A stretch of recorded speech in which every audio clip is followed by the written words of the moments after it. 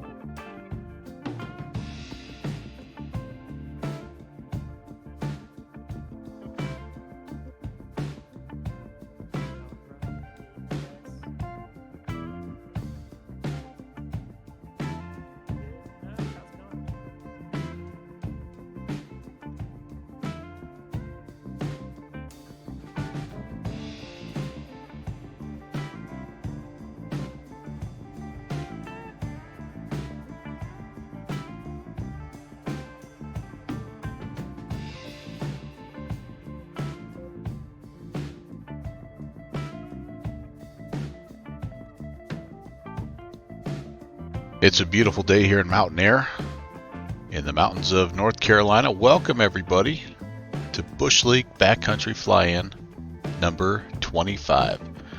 It is awesome to have you aboard. I know everybody's just getting loaded up in the Downwind Sim Discord voice channel for the quick debrief, and I'm going to head over there myself. Panagon Skull, welcome, my friend. Great to see you, buddy. And yeah, meet you over there in the Downwind Sim Discord, and then we'll come back here and we'll do a little bit of a flight planning and get going. See you in a minute.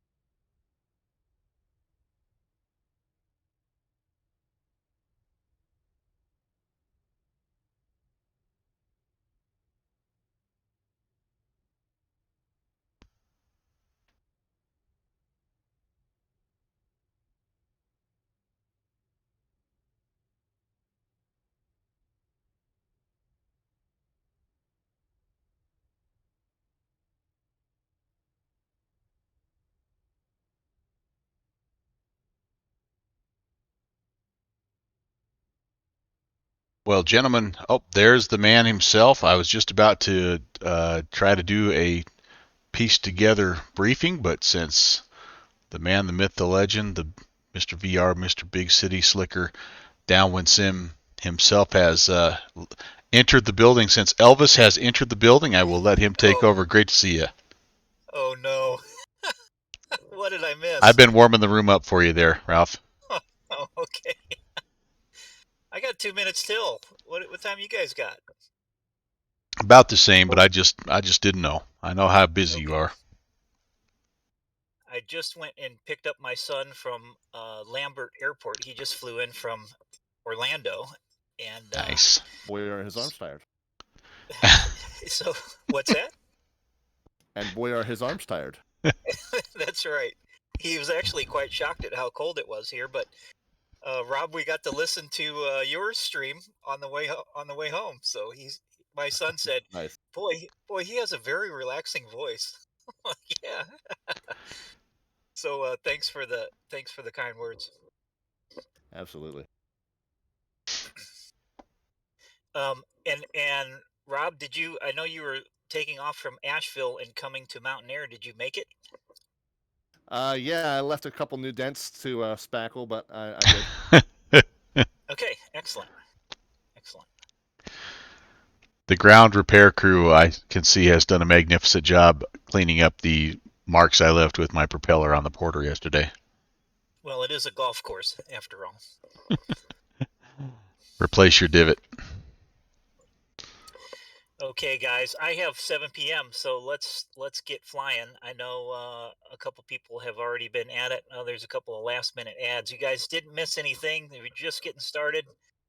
I know a couple of guys are admins on my channel. If you happen to see somebody come in that wants access to the group flights, please let them in.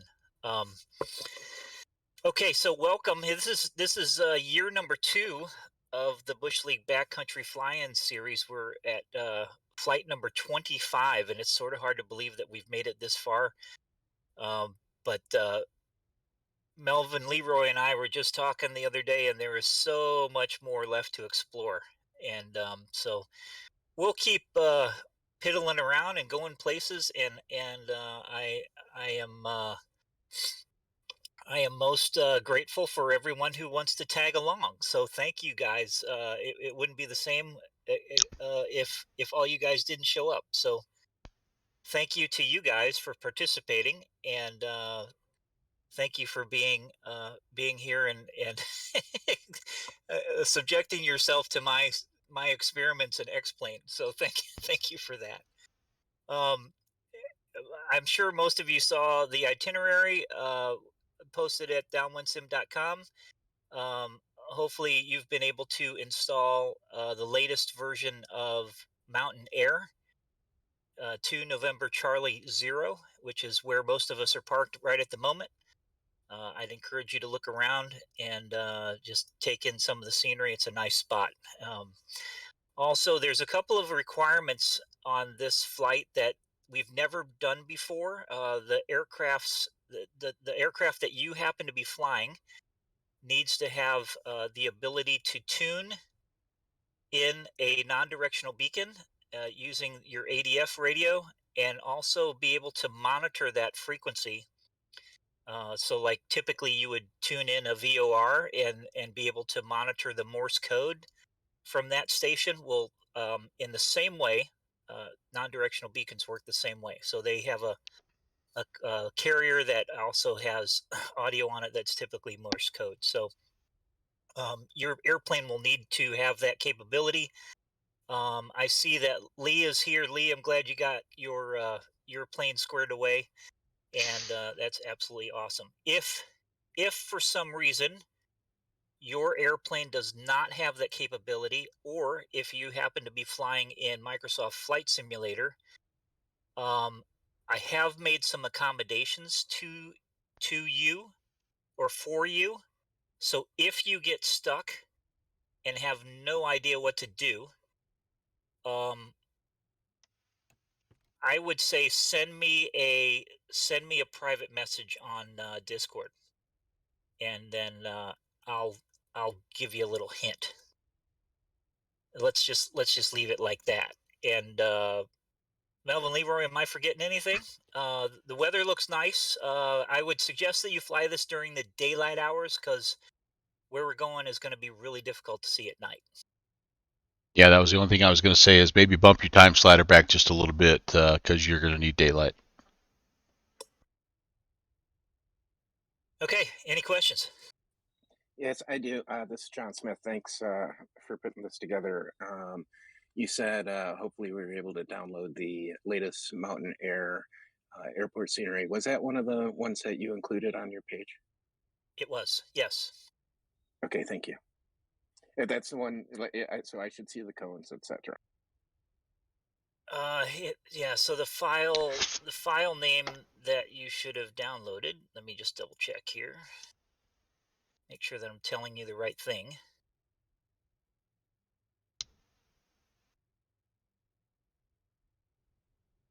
2NC0 Mountain Air by Happet _ Downwind Sim V2 is the file that you should have downloaded from there. Okay, I don't remember grabbing that one. I'll double check. Thank you. Of course. And again, if you guys get stuck, I'm going to be just kind of hanging out. I'll probably bring up the rear here, but if you get stuck, I'll be monitoring my Discord. And if you get stuck or at an absolute complete loss, then shoot me a message. Have a great time. Thank you again for coming. And blue side up unless you're flying over the ocean. Rob, Valkyrie. I still don't know where I'm going. Awesome. I'm Awesome. gonna follow people. So You're going to follow people. If you know where you're going, you may depart whenever you'd like. so if you've And never, the winds, I think the winds at this point favor takeoff on runway 34. I If would you're agree flying with that. real weather, I would agree with that's that. probably what we should use. There's very little turnaround spots down on the other end there, so it's probably a one at a time kind of out. There might be room for another one, maybe two at the other end at the most. Yeah, it's gonna have to be. I was Gonna have to thinking have it's some a patience. one way in, one way out kind of deal, no?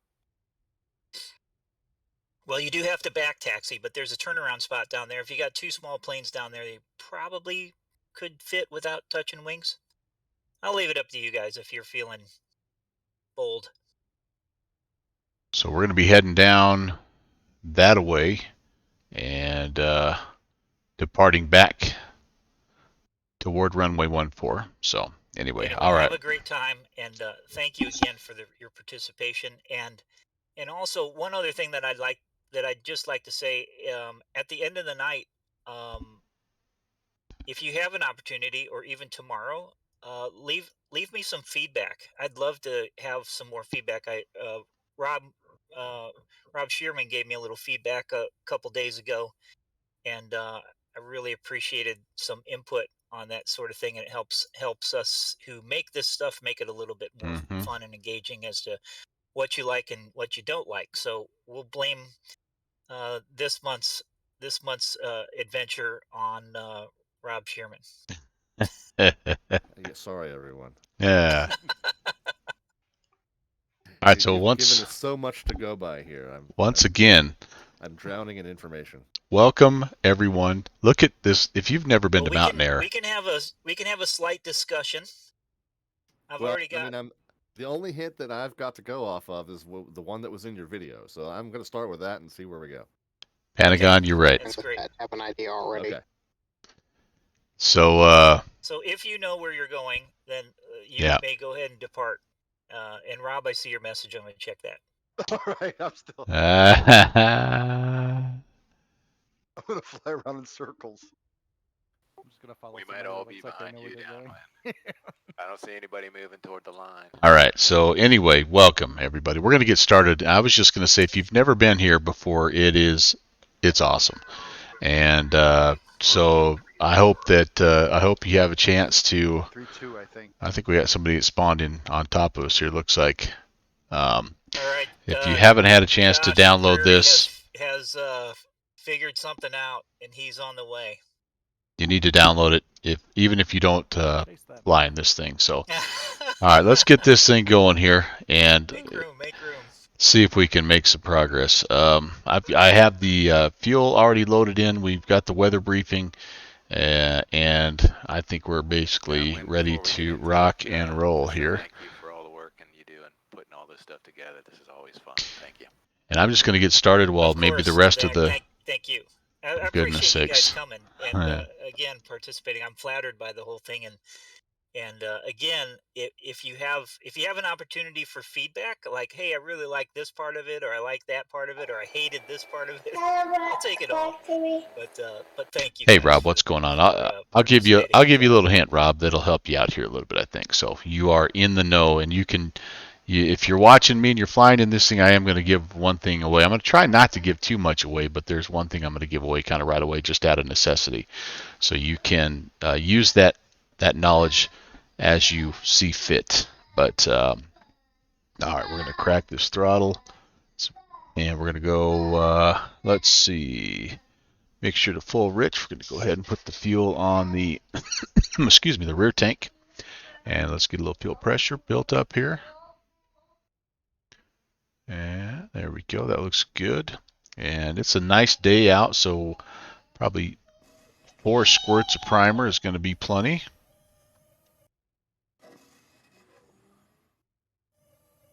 Hope you're all doing well out there in Twitch land. Again, appreciate you stopping by, and I think you're going to enjoy this one. I've been looking forward to this all day long. Really excited to see how well this goes. Okay, Meg's coming on. And starter. And we're live. We're seeing oil pressure. And everything looks good there. Let's bring the RPMs up a little bit here. Color can come full forward. Got a little sound effects in the background there. You're going to enjoy that. I don't know what we got exactly. I think we have some kind of a train going on in the background, but I'm going to go ahead and hit the noise canceling headphones here, and we'll put a few more things on. I just viewed a little bit of your stream, and beacon light will come on. You're kind of cold on that one. We're going to turn the avionics on, and I want you to pay attention. Did you change the tree colors, Donwin? No.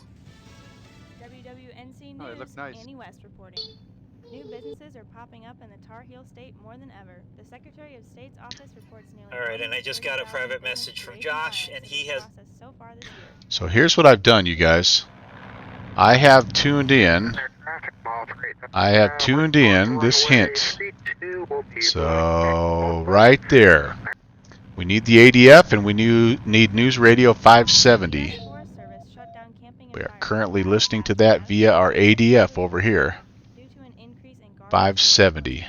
WLOS TV says volunteers showed up on Saturday to pick up trash and educate hikers. One Forest Service official says people have been very receptive.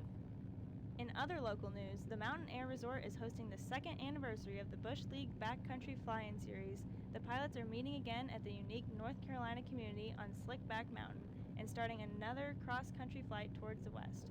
The one-of-a-kind group flight will depart Mountain Air and then Gladys 349er Mike back taxiing for runway 32 Mountain Air.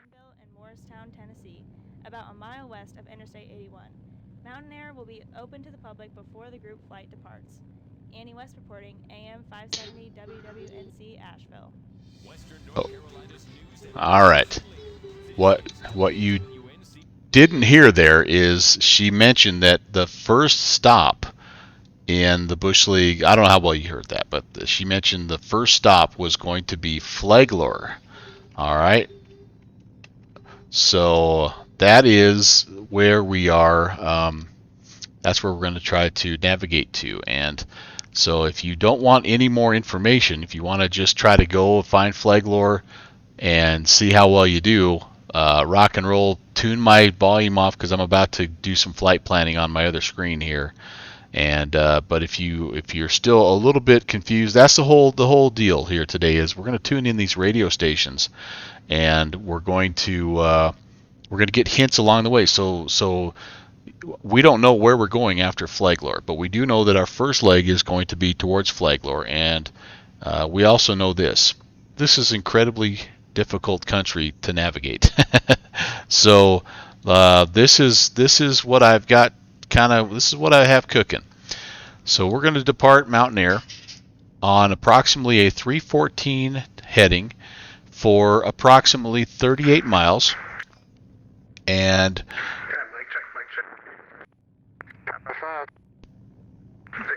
we're going to try to find Flagler. Now there's a couple little things that maybe we'll find along the way, like maybe we'll see this little town of, I think this is Afton or Greenville or something like that. We might see that, but as you can see, there's not a lot of, there's not a lot of lakes or things like that. There is an interstate that runs here. There's Interstate 81 that she talked about, and so if we maybe find this interstate, we might be in good shape. But the other thing I'm going to do is I'm going to work off of the Holston Mountain VOR, and so a little trick that you can do in SkyVector is you can just pull a waypoint over there and this will tell you what radial you need. So I'm going to tune in the Holston VOR 258 outbound radial, and that is 114.6. You can hear the junior first officer negotiating his volume level with his NAMA. So 114.6. We're going to go ahead and put that in, and then, like I said, we're going to use the 258 outbound, and I'm not sure how. I'm pretty close to that right now, actually. Oops. 258. So we're going to come around here. Well, I guess I'm not as close as I thought I was. So there's 250. There's 260. So back it up 1-2. We're going to go ahead and we're going to use that as a guide if we aren't able to go direct to Flagler, if we get off one direction or the other, which there's a very good chance we will. I mean, I would highly doubt we'll dead reckon right toward that sucker, but you never know. So anyway, that's a kind of a cool little trick, by the way, that you can. Oh, the other thing that you know by doing that is not only are you off on the 258 radio, but you should have a DME of 42 nautical miles. So those are two very important things to have in your back pocket if you're navigating without a GPS, which we are. So let me set my heading, my initial heading for 315.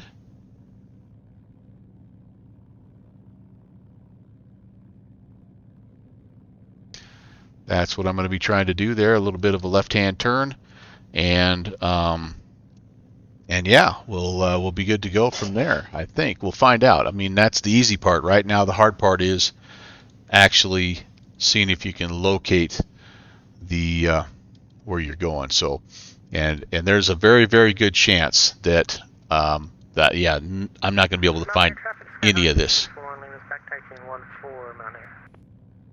All right, with 4,432 feet is our elevation. We don't really have an altimeter here, but we can dial that in. 4,432 feet, and yeah, right in that area somewhere. So about 3020 for the altimeter. Again, very nice day here. Temperatures in the mid-60s, light winds. And yeah, all right. Rob is listening to the awesome radio station. Good for you, Rob. That's the whole deal, Rob. Right there. That's the whole shtick, man. It's going to be a pretty area. You're right, Pentagon. No GPS with me circling over the trees for an hour. Well, that may very well happen, my friend. That may very well happen. And J-Drums don't normally fly props, so this is going to be a good change of pace to watch. Yeah, this is a hoot, man. And the only reason I picked I picked the Beaver because I know a couple of the fields that I'm coming to are going to be pretty short, and I think this is a good aircraft for the actual event. So for the fields that we're going to get to, so that is what we're looking for. Taking off runway 1498. Mountain Air traffic, Beaver 11816 will be back taxiing after the Cessna departs Mountain Air.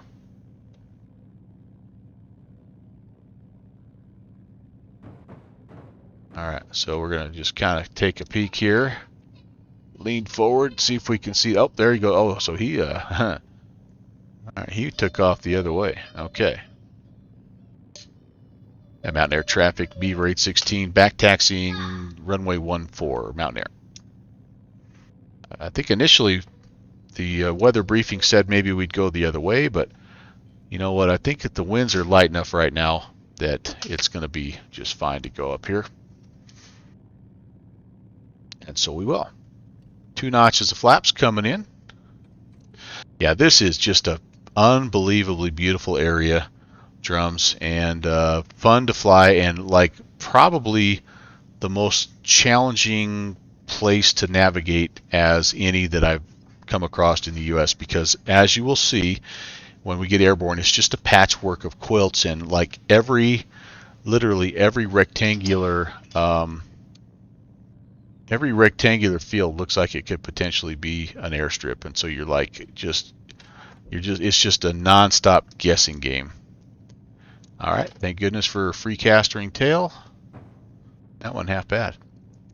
So this will actually be a right-hand turnout as we go, and let's just make sure we have everything ready to rock.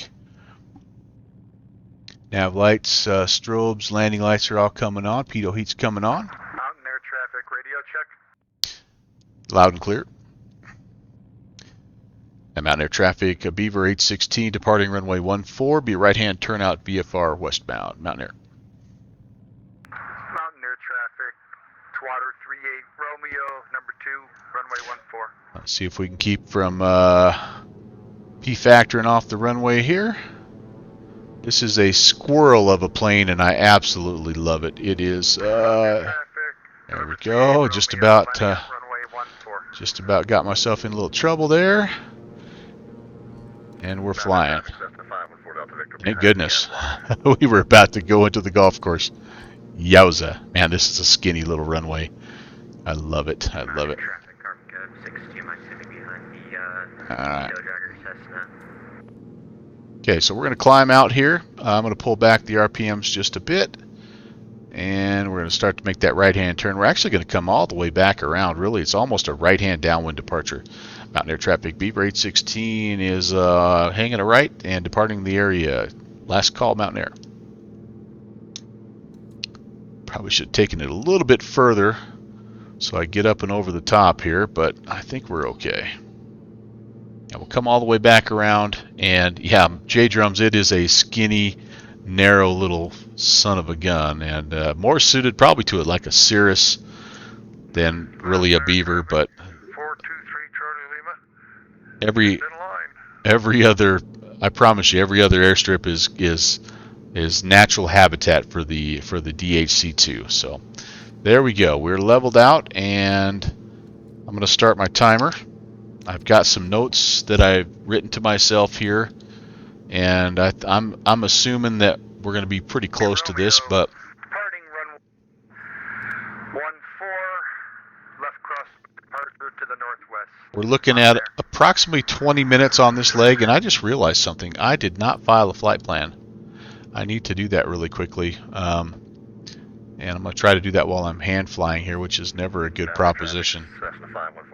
2 NC0, and we're going to go, this is actually 8 Tango November 4. Whoa, whoa, whoa, whoa, whoa, whoa, whoa. No alternate. We departed at about 25 after 002. I'll say 020. And again, this is about a 20-minute leg. I've just put this, not that we're gonna, not that we're gonna be talking too much.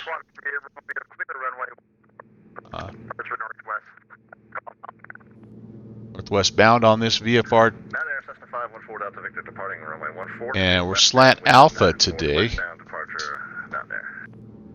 And I'm going to file this thing at 6,500 feet. I think that ought to have us.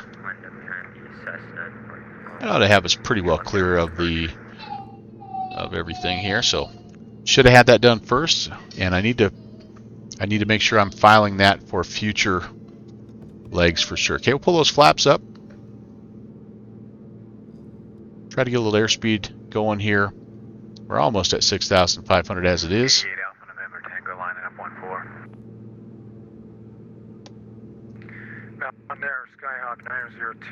All right, there we go. Let's see what's happening in the chat here. Sorry about that. It might take me a little bit to get caught up or stay caught up, but the Beaver's cooler than the Cirrus in so many ways. Although I must admit I've enjoyed the SR-22 a lot more than I thought I would. It's a fine aircraft. But if I had my choice, I'd buy the Beaver in real life. So, like I said before, we don't really have a lot of landmarks. Like, I can't say we're going to aim for this river and follow the river, or aim for this canyon and follow this canyon. You can see there's some roads that crisscross through, but it's just a spider web.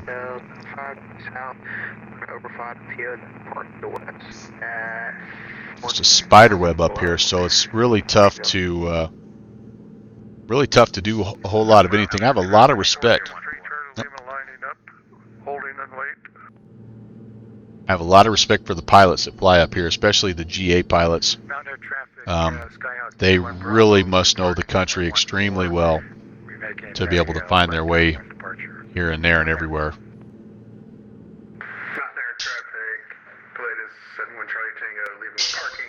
All right, we're going to turn the altitude on. We have that ADF. We have another ADF we can tune. There's one that's I just noticed this. It's a little to the right. It's Rogersville 329. Let me tune that guy in. 329 here. Mountain air traffic 423 Charlie Lima. We're not going to worry about the any kind of runway 8. yeah. Mountain air traffic. Don't think I have the ADF yet. If that's as we fly, we should notice that's just off to the right hand side for us. Mountain air traffic, Skyhawk 21 Bravo on left crosswind runway 14 will be departing left down. Not picking that guy up quite yet. That'd be coming in over here, and that's okay. We're a little ways away from it. Some of those ADFs are up here in the mountains are pretty limited in their range. So we're just going to continue to dead reckon and watch our clock. We're about 4.5 minutes in to a 20-minute leg. We're going to watch the VOR needle come around, and we're going to watch the DME as well. How much have you missed the junior first officer sound effects, by the way? If you missed the junior first officer sound effects, drop me the JFO. Drop me the JFO emote in the chat there, because man, it's nice to have him back running around and causing problems. It's, both of the Nama and Grandma are upstairs, or Nama and Great Grandma are upstairs. They both have the biggest headaches in the world, and he's just down here just making all kinds of noise, which is awesome. All right, but yeah, how about the beautiful Blue Ridge Mountains? I mean, holy moly! Mountain air traffic, latest 71 Charlie Tango departing runway 14 Mountain Air. All kinds of trails and roads up here.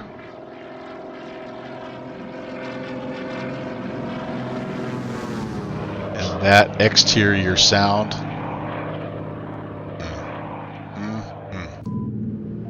Wow. Wowie, wow, wow. You can see I'm slipping off the track just a little bit, but that's not completely unexpected.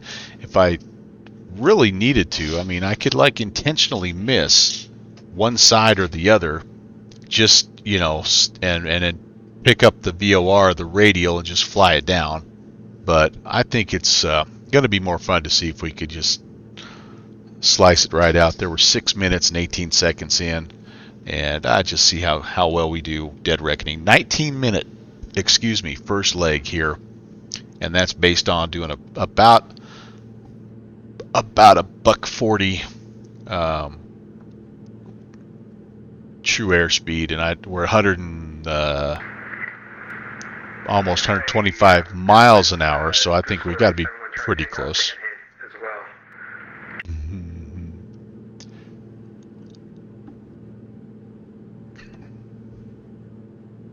So Downwind Sim has been working on this idea now for some time. If you remember, I think it was flight number 18 or somewhere where we were up in the Talkeetna area, he first put one of these out, and it was a radio call that you found by going to a it's Cody T in the channel, engine 3 or something. It was on there was a message to check the weather advisory or something like that, and it was a pre-recorded distress call or something, and it was a rescue mission, and we had to go up on a glacier, and that was kind of the first time he ever tried something like this. And so he's been trying to put one together, trying to figure out a way he could put one of these together for some time now. And so the idea here is that each place that we stop, there's going to be another hint for us on the back of the Bush League banner. We have to tune it in, and we have to listen to the to the radio station basically. But that was the other part of this that kind of he was remembering, was when he had a chance to to go with a friend who used to service 727s, and he got invited. He got invited one day to go tour it, and the guy took him into the cockpit and flipped the batteries on and said, "Hey, did you know this happened?" And he was able to tune in one of the local AM radio stations on the ADF in the 727. Downwind Sim said, "I've never forgotten that. I've always wanted to try to make use of that somehow." And so, sure enough, he's got his opportunity. All right, I feel like we're being pushed a little bit to the left. So my guess is, as I'm flying toward my field, that I'm going to end up being a little south of course.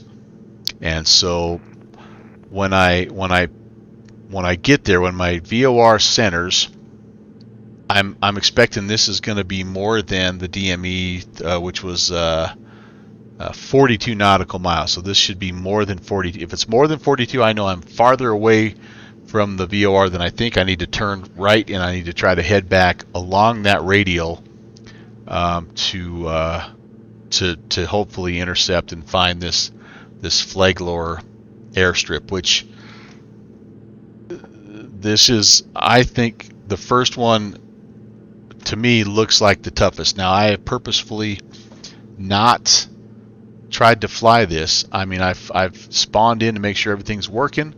I built 2 of the sceneries, so I flew around those areas again just to see what they look like from the air. But I've not flown the route. A lot of times I'll try to fly the route backwards just to get a sense of like how long it's going to take, and is the goal of the flight realistic. Haven't done that today, so no idea. We're going to enter a right downwind, land northbound, Flagler. Oh, all right.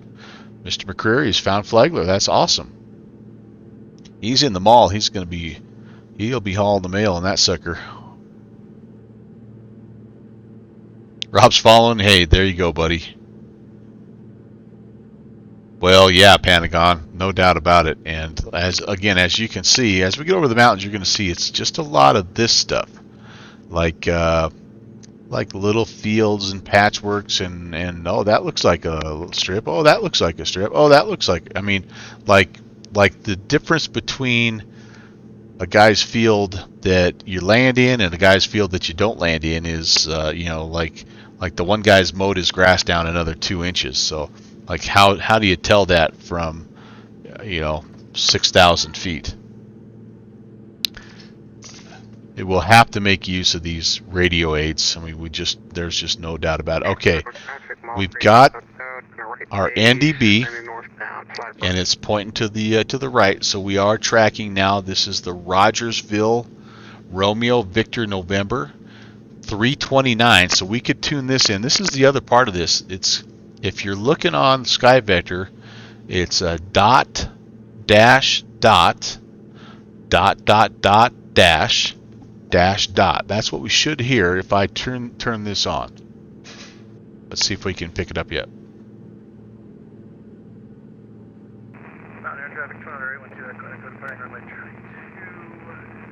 Sometimes you don't hear it until you're a little closer.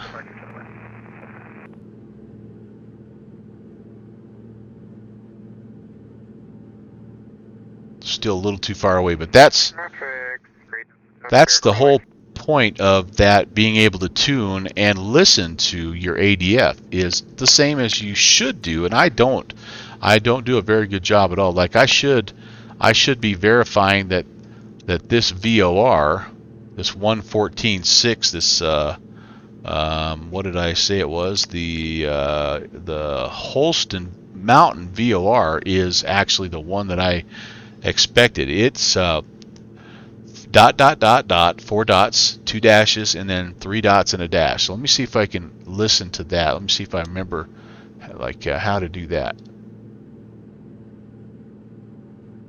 It's that, I think.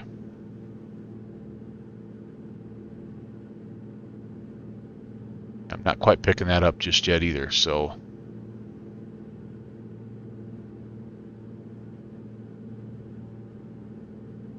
quite hearing either of those just yet. And we're a little ways away yet, so yeah, I mean, sometimes those VOR DMEs will come in a little sooner,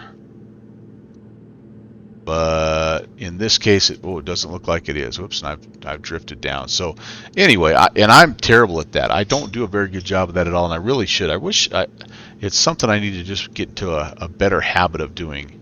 Just confirming that I'm actually tracking with my navigational equipment the VOR that I think I'm supposed to be. Where did I see that Andy beep? Rob, if you just look about probably 10 to 15 miles, just not like due northwest, but just kind of head up a little further northwest. You'll see it, and it's actually maybe almost due north of Flagler. Not too far though, about 15-20 miles is all.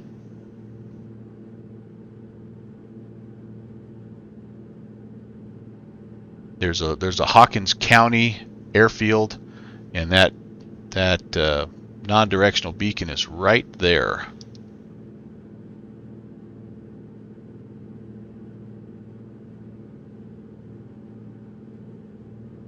All right, so here we are. We're crossing a town, a little community here, and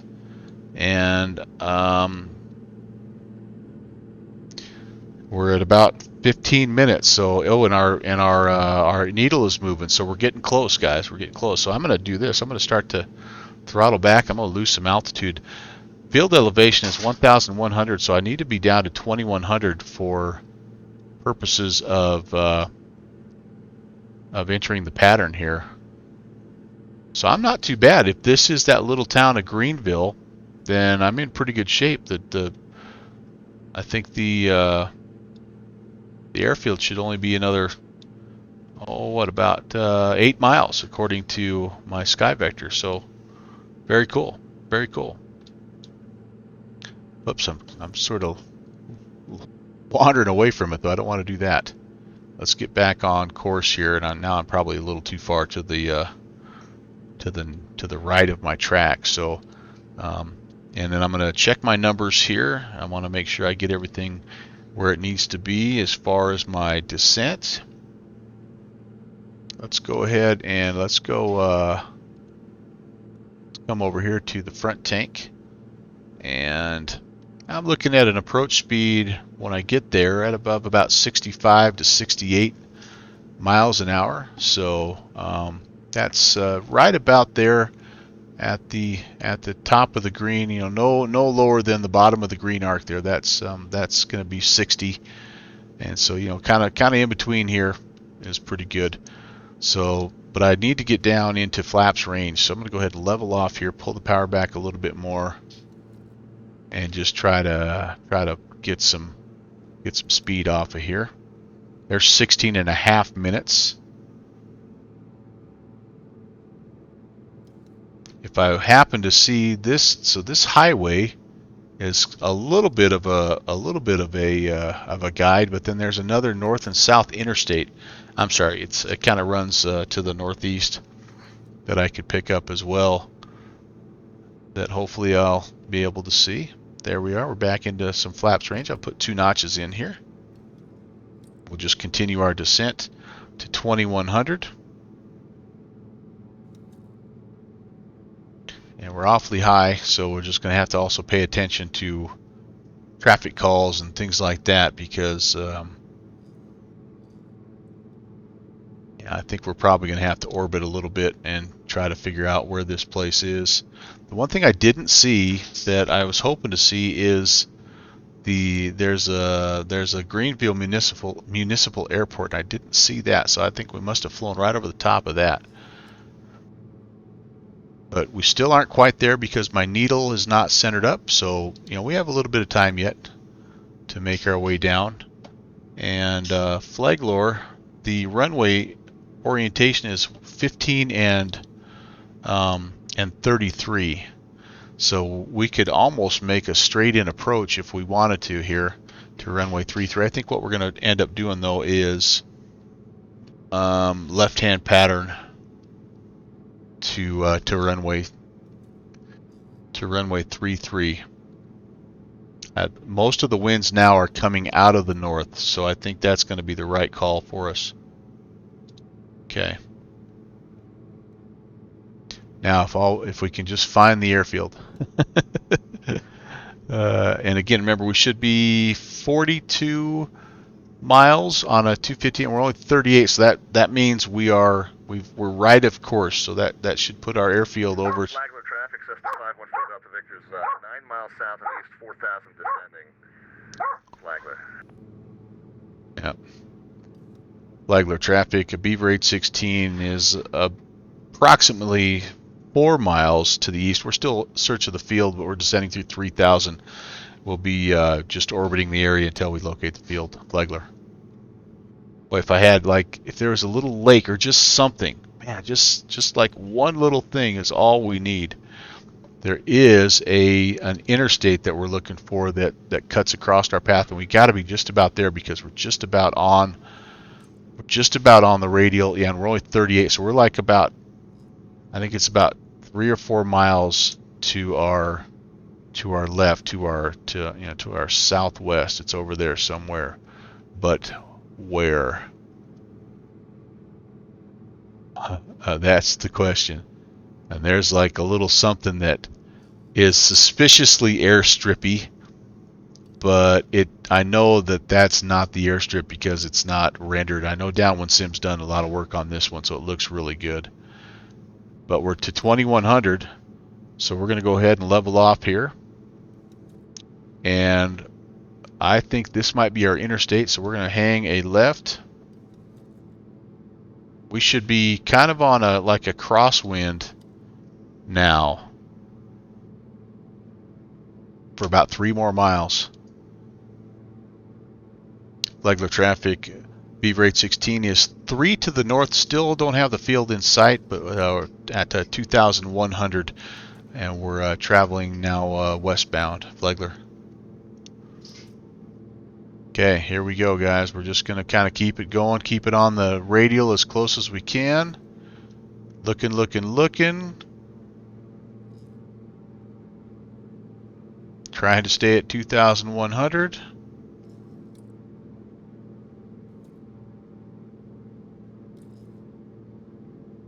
Where's that? That's got to be the interstate right there. It's just right along the interstate, guys. Somewhere in here. We got to be close. Gotta be close.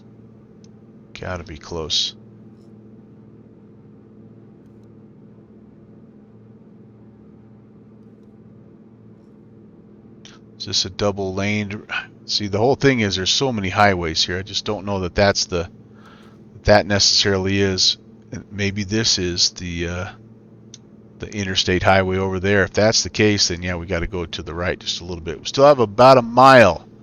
Man, we're right on top of it, guys. We gotta be. It's gotta be in here. Maybe we'll see McCreary down there with his maul. Again, I know from looking at the sectional that the airstrip is on this side of this. If this is indeed the Interstate 81, it's on the near side of it. So, and I am 41.6. I'm got to be just right on top of it, you guys. But I don't see it. I don't see it. Downwind Sim, how are you, man? I'm already. I think I'm in the neighborhood, but I am not. This first one is definitely living up to its billing, man. All right, so we're gonna just go along the interstate and see what happens. You guys, I think we're a little too far now. So if I don't see anything here in the next little bit, I'm gonna turn around and just stay on. This is Interstate 81. I feel very confident about that. So, and then we know it's 42 nautical miles, and we're already past that. We're 42.6. So I think we're going to go ahead and turn around and see what we can find heading the other way. Haven't done a very good job of staying at 2,100. But good to see you, Downwind Sim. And if you're in the chat and I have not been responding to you, 15. I apologize. Flagler traffic, November 3 Romeo has out to Victor at his 3 o'clock at 3,000 Flagler. I'm going to be looking out the window here for a little bit, guys, and so I will do my best. If you need to go downwind sim, if you go, you have to go to all the way to the test. Go all the way to the right hand side to the test mode, and that's your BFO. That's your BFO switch or the equivalent. All right, guys, where are we? Come on, let's keep an eye out here. Traffic 514 Delta Victor's about 3 miles southwest. Turning northeast, we're going to do a left pattern to runway 33 Flagler. All right, so he's found it. Very nice. Number 38 Romeo's on a left downwind for runway 33 Flagler. All right, congrats, you guys. That's awesome. Rob, good job. You've done a better job of navigating than I have. And I now am 41.7, so now I'm on the wrong side of it again. Flagler traffic, 38 Romeo's turning left base for runway 33 Flagler. So what's tricky here is I've got to look out the window for the airfield, but I've also got to kind of pay attention for traffic here. I don't want to have an accident with somebody. But yeah, I'm not seeing anything just yet. We're just going to kind of keep working. We're just going to kind of keep working up and down this this highway here, and with any luck, we'll be able to locate the field here. And again, the field is the orientation is runway 33 and runway 15. Traffic 3 Romeo, short final 33 Flagler. Yeah, I think we're too far back the other way now, guys. I think we're too far back the other way. I'm digging how they're putting the interstate signs now on the default. Those are just default roads. That's really cool. All right, well that didn't pan out, so I think we're gonna just kind of head back in a little bit further inland here, and we'll just kind of keep flying some zigzags until we locate it, or until we locate some of our friends. We'll see what happens. We will see what happens.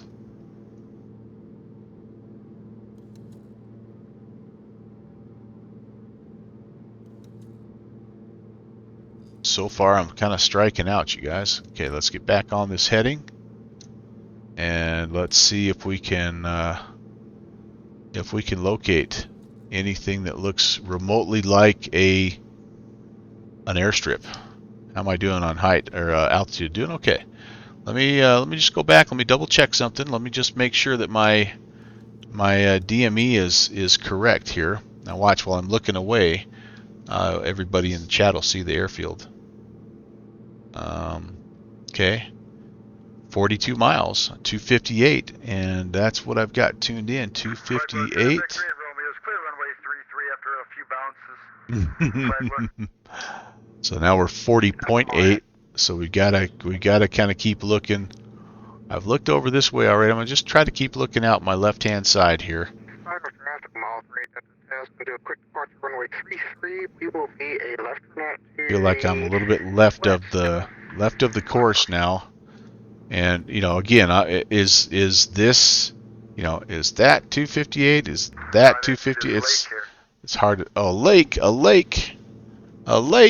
Man, if we had a lake, that'd be awesome. I don't see a lake on the sectional.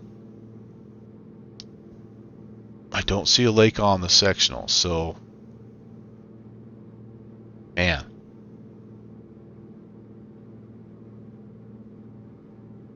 Okay. Flagler traffic 423. So 42, we should be on it, guys. Crossing the field, midfield, with the Boy, left downwind join for runway 33. everybody's finding it but us. What do I got over there? Nothing. Flagler traffic, Moss Great Hotel is departing to the west. Flagler. Everyone's finding it but us, you guys. All right, so I don't think it's pretty well. Maybe it's on the other side. I guess there's a potential. It could be on the other side of the interstate, guys.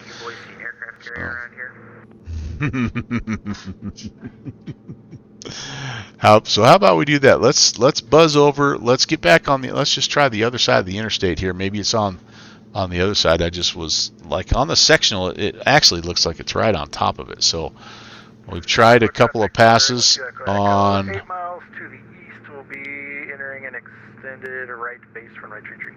Tried a couple of passes on this south side. Let's try a couple on the north side here and see if we have any luck over here. Runway 33, that's what we're going to be looking for as well. All right, I'll get on right on the interstate here, and we're just going to look to our left and see if we see anybody. We're about a mile and a half away from it, so it should hopefully come into view if it's if we're where we think we are, which I think we are, honestly. It's but it's just not successfully located it yet. I think we're near, but we're not quite there.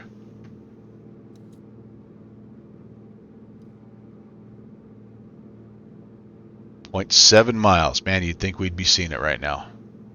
You'd think we'd be seeing it. Boy, oh boy, guys, I don't know. I don't know.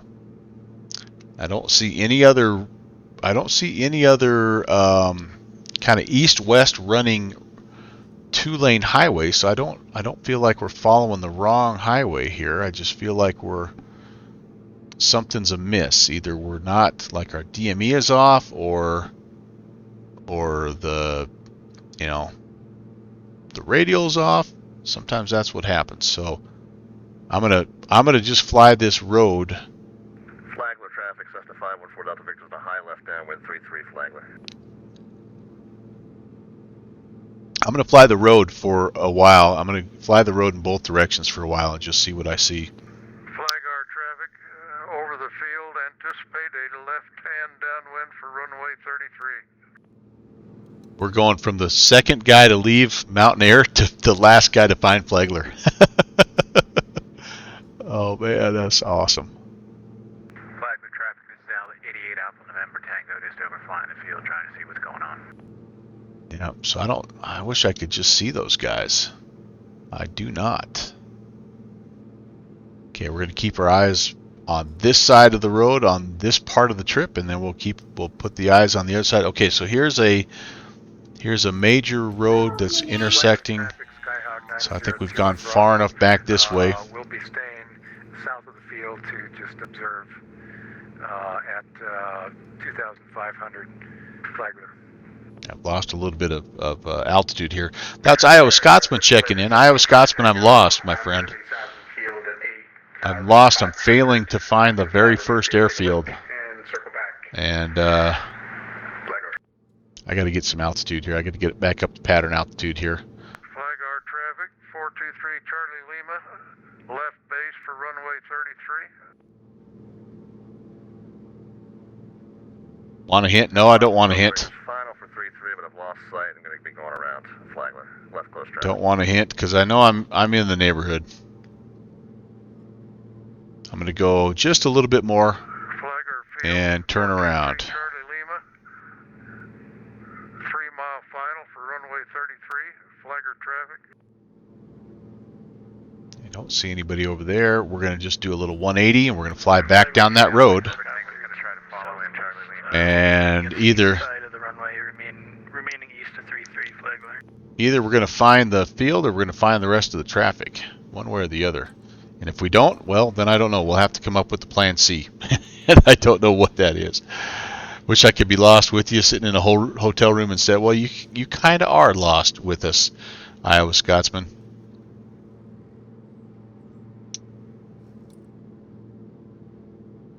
All right, let's go down this highway one more time here and see what's going on. And yeah, I don't know. If we don't see something here, it's I'm gonna have to go back to the drawing board here because I've used all my navigational tricks on this one and I am striking out so far. Flagler traffic 2812 Echo. We've got that Cessna in the downwind. I think we're gonna follow you in from the south. We got the field in sight. 812 Echo. I thought there was a little. November Tango's on final. 423 Charlie Lima vacated the runway. Boy, I just don't see anything that resembles. Flagler, Cessna 514 Delta Victor's breaking off the downwind. We're going to proceed south and west along the highway, try and pick up visual of the field again. Okay, so he's heading the same way we are. South and west along the highway. And we are within a couple of miles of it, so, you know, again, I would think we'd be seeing something. Cessna in the downwind. I'm off your left wing. I've got the field inside. I'm on final. If you want to follow me in. And I do know things downloaded correctly because I did test this field. The field should cut across us at a perpendicular angle too, so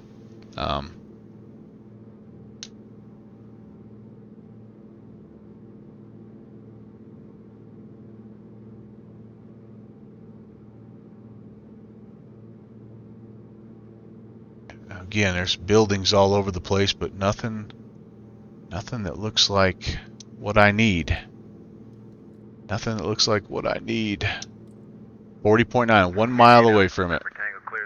1 mile away from it. All right, J Drums has a good suggestion to climb up a little higher if we don't find it on this pass, and that's a great suggestion.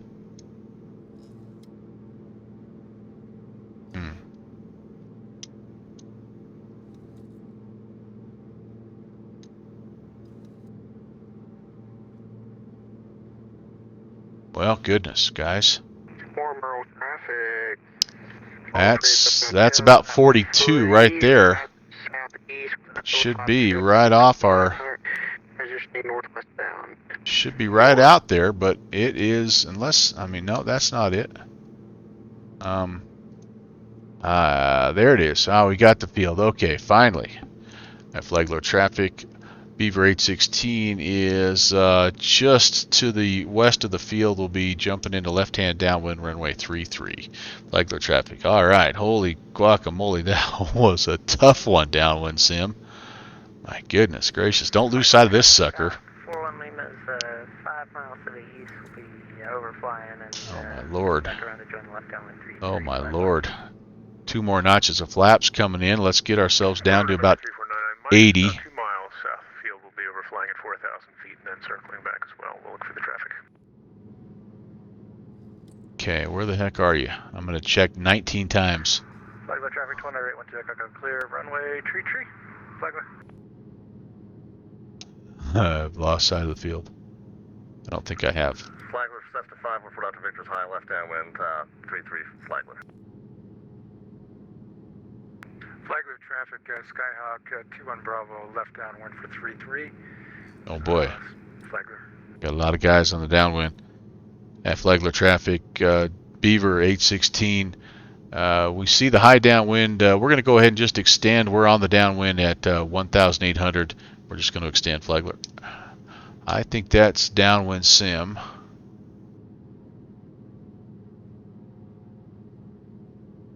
There's our field right there.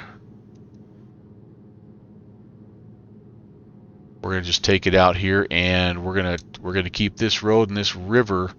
So there looks like there's two kind of parallel running roads. Okay, let's just stay right here at about 1,700. A little bit slow.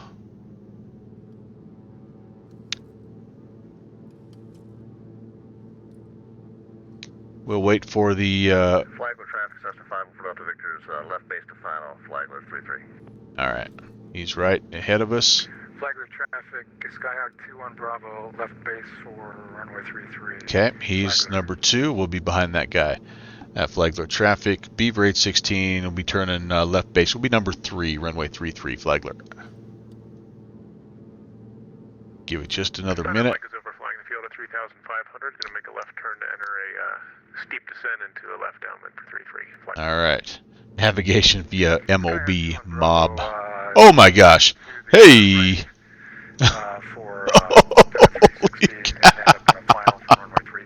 Oh my gosh. Wow. Okay. I didn't see him. He didn't see me. We just about had our first Bush League midair collision. Oh my lord. Okay, that makes me feel less confident That's the VATSIM, what is it, 7-second delay or 5-second, what, 15-second delay? I have no idea. Holy cow, that was freaking close, dude. I'm so far out, there's no way in God's green earth I'm going to be able to find this field. Where the heck are you, field? Flagler traffic, 99 Mike. Porter is left crosswind, enter left downwind 33 Flagler. We're just going to head this way and hope for the best.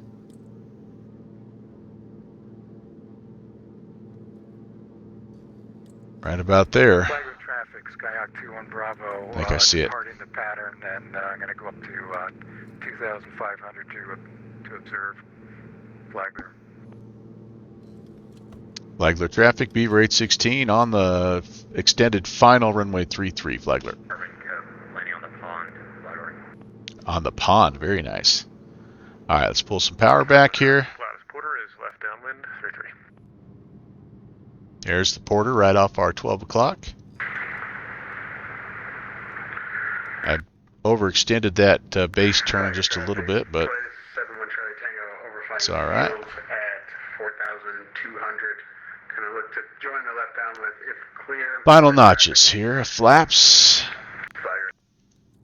Profile doesn't look too bad. We might be a little high, but nice. Click, click. The Melvin, I like that. Uncle Melvin, the Melvin, Mr. Safety, whatever you want to call me. All right, trying to pull it off here. There's about 70, so we're pretty close. Kind of just keep it right there. I think that's a pretty good power setting. Pull it off a little bit. Give her a little juice just to arrest the descent ever so slightly. Ooh, that was a bonger. Porter is left base for 33 Flagler. Turning final. Okay, we're down. We need to try to get clear of the runway here. A little bit of a clunky first one there, but you know, these things happen. I think we can vacate right here. Clean those flaps up. Get over here by the helo. Beaver's clear at 3-3. Let's get out of here. Get around these trees and we'll recap. J-Drums, that was a challenge, buddy, and here to tell you, I don't think they get much easier. In fact, I think the next one might be tougher in many ways. However, we won't know until we know where we're going. I do know where we're going, but we will play along with Downwind Sim's little games here. Let's see if we can get it stopped without... All right, there we go. All right, parking brakes are set. We're going to go ahead and just let it run at about 1,000 RPMs. Let's turn some lights off so we're not blinding everybody. Pitot heat can come off, strobes off, and whew, holy moly! Let's take a look first of all at the field. Look at what Downwind Sim has done at this beautiful, beautiful area. I mean, am I right? And there is a little, is a nice little pond there. How gorgeous is this? So I mean, come on, you guys, right? Wow. But now you see what I mean about navigational challenge, right? There's all kinds of little flat rectangular fields that a guy could land in. Oh my goodness. But what we need is this. We need the hint. We need the next radio station. And Greenville traffic, Cessna 5 let's see what this. Whoa. 11:50 a.m. All right. Hometown radio, Morristown. All right, 11:50 a.m. Let's find our next clue.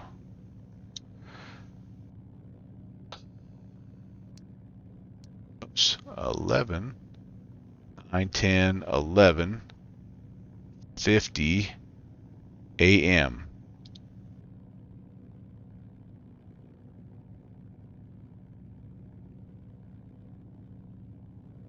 Let's not have it tuned right.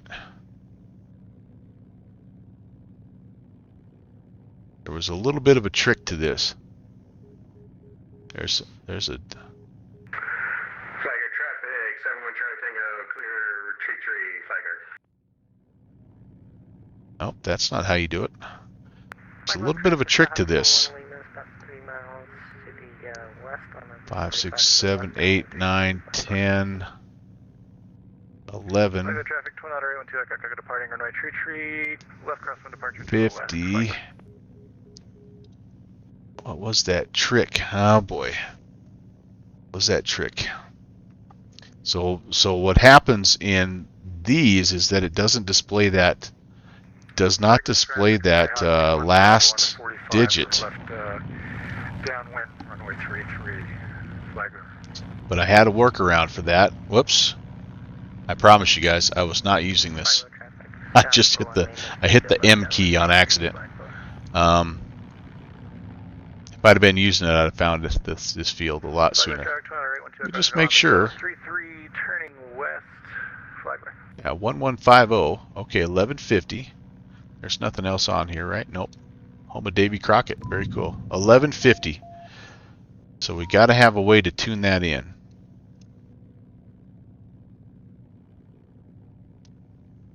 Okay, I've got ADF tuned on there, so we'll go up here. 5, 6, 7, 8, 9, 10. Bravo, turning left downwind. 11. Gosh, we may be in a little trouble here, guys. 1150. We're in a little trouble here. I don't know if I can tune that. Uh-oh, I don't know if I can tune that. All right, Downwind Sim, if you're listening, I think this may be a little bit of a limitation of the Thranda. I'm sure it's not this. 1150. Flagler traffic, Skyhawk 2 on Bravo, turn in left base for 33. No, it's not. That's stop. 115. It's not 1150. Downwind Sim, Downwind Sim, Downwind Sim. I think there's a little glitchy glitch. Tune it all the way to low first. Okay, so spin it all the way down. Like, how do you know, right? Is that low? Is that all the way down? Will it stop at a certain point? Like it just keeps going. Flagler traffic, Skyhawk. Phone a friend. Turn in final for runway 33, full stop. Flagler. Yeah, I think that might just be a little bit of a glitch in this ADF, unfortunately. Yeah. Uh-oh. So does that mean we got to we may have to make an aircraft change, guys, because we want to make sure that we want to make sure. All right, that's kind of a bummer, but stand by. I would rather fly the event than stick just with the Beaver here. So stand by. Let me do some work here. Flagler traffic, Skyhawk 2 on Bravo, going around runway 33, going around the pattern. Flagler.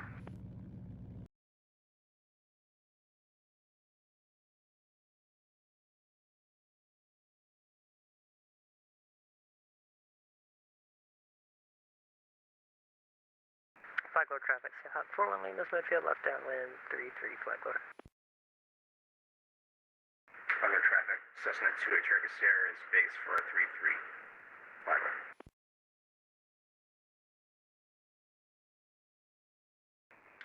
Flagler traffic, 2 on Bravo on left crosswind, runway 33, Flagler.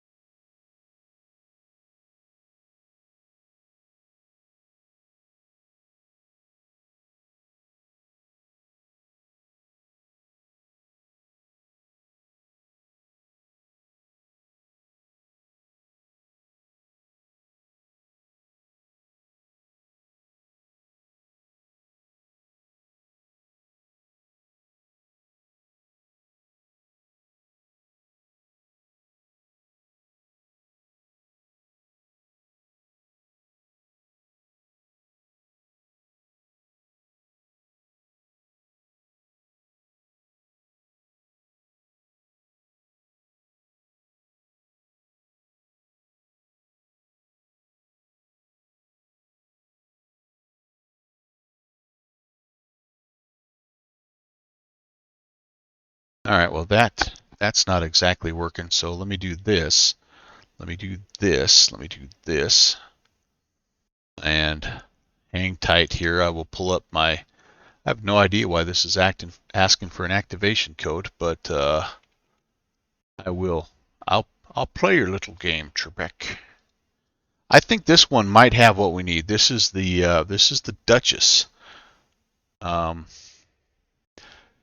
I'm gonna have to yank my code off of my org store account here in order to get it. And oh no, never mind. It's off of X Aviation, I think, is where I bought this plane. Yeah, sorry about that. So thanks for your patience. Thanks for hanging with me here, guys. I apologize. I thought we were good to go, and come to find out that I did not test my avionics as well as I thought. So yeah, yeah. So let's see. View the orders I've made, and I'm almost sure I bought this sucker off of here. The M20, no, that's not it. Where the crap did I buy this sucker at? Ah, goodness sakes. Goodness sakes. Well, maybe I did buy it off the org store. I didn't think I did. Maybe I bought it off the Just Flight store. I think I have a little bit of a cat lady issue with the airplanes. Actually, this one here is not my fault. Shouldn't have reset. Okay, there we go. I've got the code. Got the code. Activate. I don't have the code. I've got that's the order number, sorry.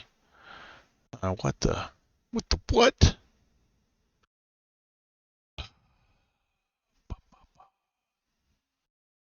What in the world? I really do want to, this is going to be a great choice, I think, for this, but I don't know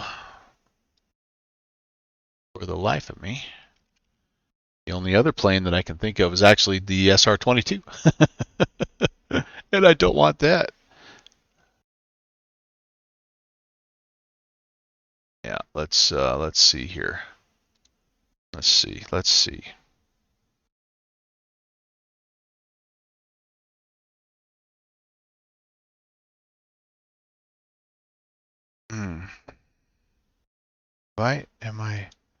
Is this the right aircraft? This is the Duchess.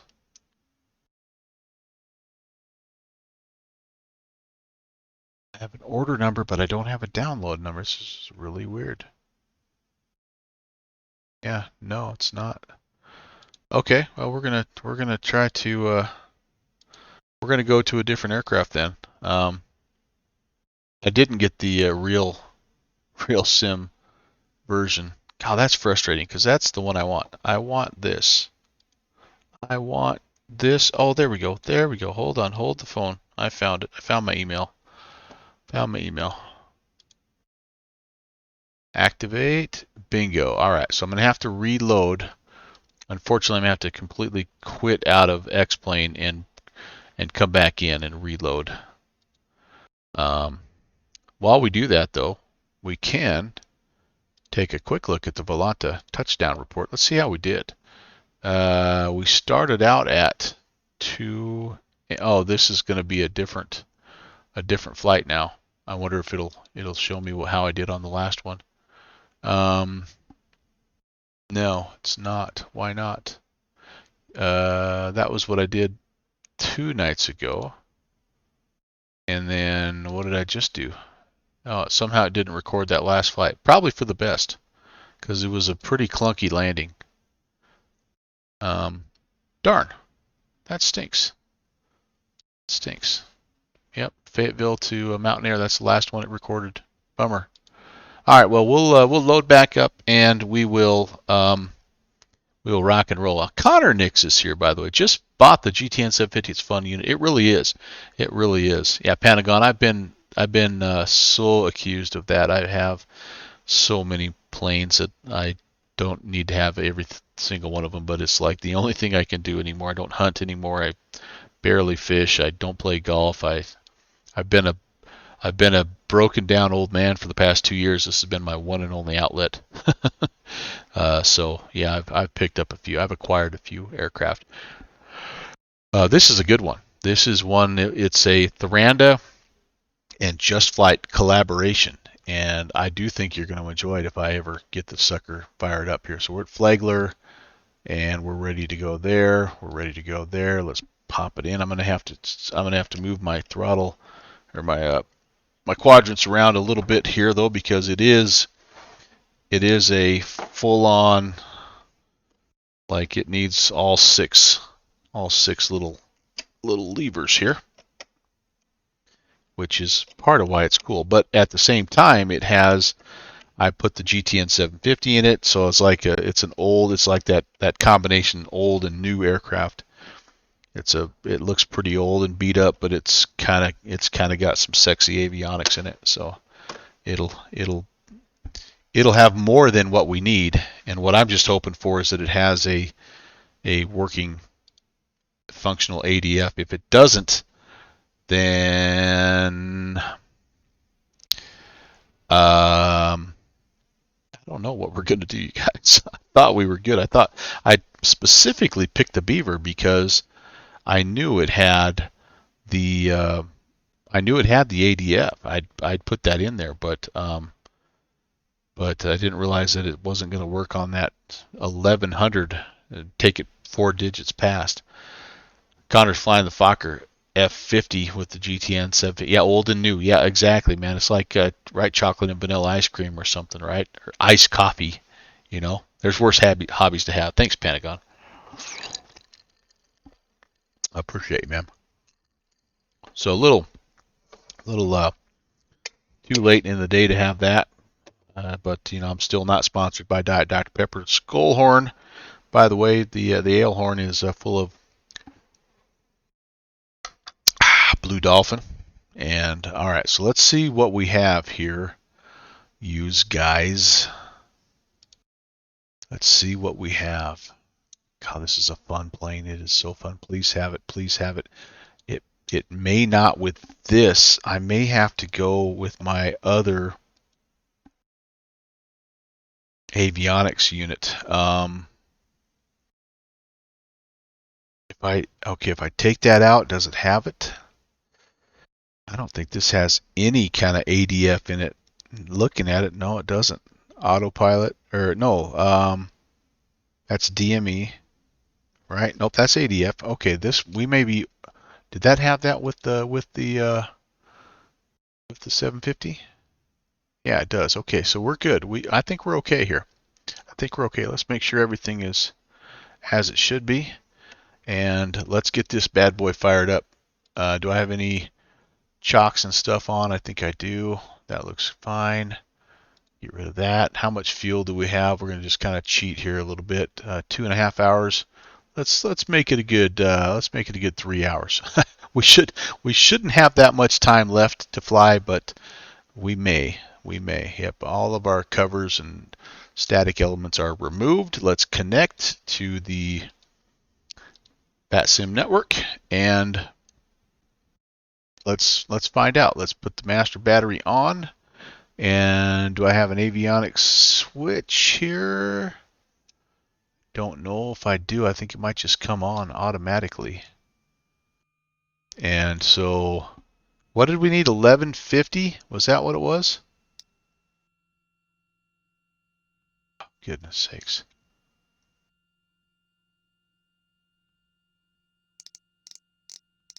Yep, same here. Hopefully I can catch you guys. Oh goodness, this is going to take forever. 1150. Let's see how high it goes here. Apparently I got to spin it up.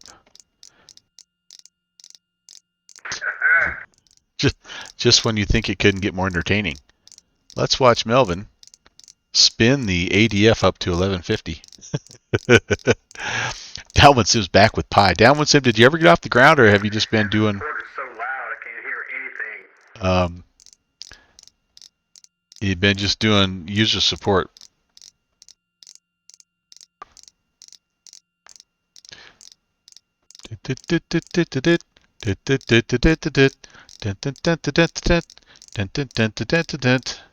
Anybody got any other good jokes? I already told my one good joke at the start of the, right before the briefing.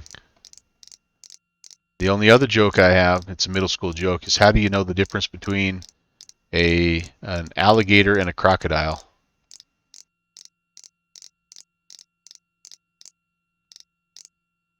One will see you later, one will see you after a while. 11:50. There we go. Hey, I think we're in. Let's switch to freaks. BFO, are you on? Is this? Oh gosh, dang it! No, you got. I can't. Oh no, no, no! Wait. Is there an ADF? I might have to do. Okay, the bus is. Okay, I'm gonna have to do this maybe. This is professional streaming at its best. ADF. Where you go when you need Go! Shooter! 11:50 a.m. WCRK. Tennessee Secondary School Athletic Association and Nobody Trashes Tennessee, the state's litter prevention campaign managed by the Tennessee Department of Transportation, are teaming up for the TSSAA No Trash November Student Video Contest. The social media-driven contest is part of No Trash November, a statewide litter cleanup and awareness initiative. Through a mix of social media channels using dedicated hashtags, students may submit their video anytime between November 1st and November 19th. Throughout the month, all residents are encouraged to show support for a litter-free Tennessee by using the hashtag #NobodyTrashesTennessee and hashtag #NoTrashNovember in social media to highlight their litter prevention actions throughout the month. For additional ways to participate in No Trash November, visit NobodyTrashesTennessee.com. Tennessee is also promoting many of its fall-themed, farm-based activities. Your family can conquer a corn maze, pick the perfect carving pumpkin, or create your own floral bouquet at agritourism farms across Tennessee. Tennessee farmers who welcome guests continually find innovative ways to offer family fun. Nearly 50 Tennessee Agritourism Association members travel to Maryland and Pennsylvania this summer for an informational and networking tour of agritourism operations. The tour provided insight and activities that farmers can implement here at home. In aviation news, the second anniversary of the Bush League Backcountry Fly-In series is visiting the Morristown and Moss Isle area. The group of aviators have made their way from Mountain Air Resort just north of Asheville, North Carolina, and are stopping by the Flaglore private airstrip just north of Moss Isle. The group is continuing their trip west. The next scheduled stop is the Lake 88 Alpha November Tango's going to park Flagler on 33. North of Knoxville. The public is invited It's to twice. stop by and say hello. All right, very. W. Simpson, WCRK News. D.W. Simpson, man. He was kind of long-winded, and I was a little worried that I was going to run my battery out, so that's awesome. D.W. Simpson. Hey, Spartan 3-3, watch out for the deer crossing in front of you. Okay. I'll get him. All right, so this is what we're doing on this one, and you guys all know it only took me, an hour and 29 minutes to get this far. D.W. Simpson, I like that. This is a 40 nautical mile leg. We're going to be out of here on a 285 heading. So off camera, I'm setting that up 285. And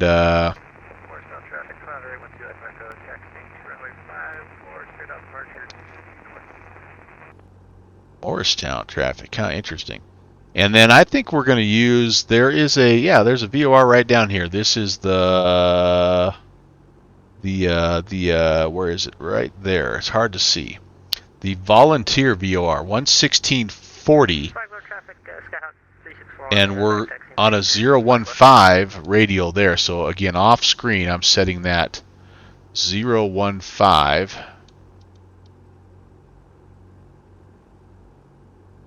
And what I say, 116. The heck is it? 116.4. So yeah, apologies here. Trying to do two things at once here. 116.4.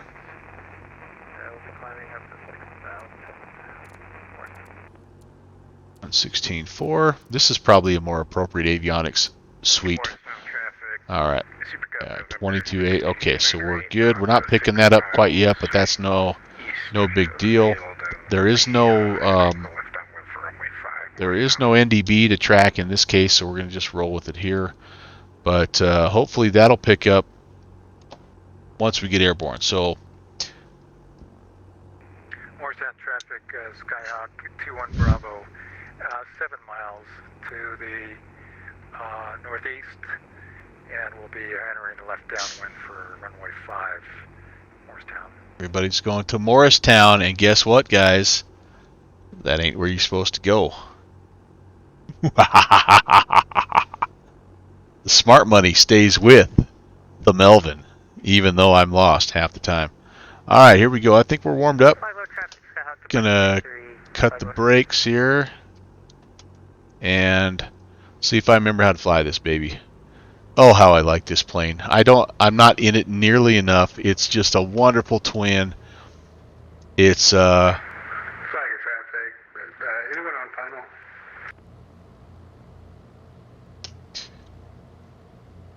regular traffic. Duchess 11816 not on final. We'll be back taxiing next to the runway though, but we'll hold for approach. Sounds good. Flagger traffic. Delay to 71 Charlie Tango, departing runway 33 to the west. Flagger. All right. So he's down there ready to rock and roll. I'm going to just take a moment here because I haven't flown this plane in a while. And I'm going to make sure I've got everything where it needs to be. Avionics are on, lights are not on yet. Landing, taxi, nav, strobe, we're just turning it all on. Heat's on. Electric trim needs to come on. I think it's already, nope, it's on now. Yep, there's the Pilatus. And I will do a little run up here since she's been sitting in the hangar here at the Flagler airstrip for months. Yep, that's a Pilatus. I have a terrible CSL file, but that is a Pilatus. Take her all the way down. We may need every bit of this runway. This is not exactly a STOL capable aircraft. So, yeah, you know what I'm saying. All right, there's the end of the runway. Let's come out here real fast and turn it around. Can do differential throttle though, which is nice. Can't do that in a Beaver. Flagger traffic, delay to 71 Charlie Tango, making left crosswind, leaving the area. Flagger. All right, park and brake set. Let's run it up to 22.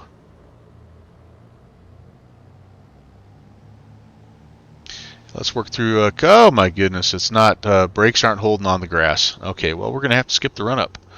Aux power, let's, let's just make sure. Aux's, our alternators are on. Autopilot's not on yet. This has a trippy autopilot. You guys are going to dig it. I'll turn the autopilot on a little bit.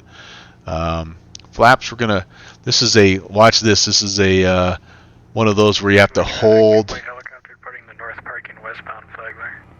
Hold it down. Love it. Love it. And let's see. Brakes are, flaps are set, and I think my heat, everything's looking okay. Manifold pressure, nothing right now because I have everything at idle essentially. EGTs are whatever. Yeah, I don't, fuel quantity's good, fuel pressure's okay, oil pressure's okay, temps are okay. Cylinder temps are a little cold. they'll heat up a little bit. However, we do have some cow flaps. I'll go ahead and close those a little bit here and see if we can warm those cylinder heads up slightly. Do I have noise canceling headphones on this? Oh, I do. Oh, I so do. Can turn that back up. All right, let's do it. Flagler traffic, Duchess 11816 is departing runway 33, and we'll be making a left-hand turn departing the area to the west. Flagler. All right.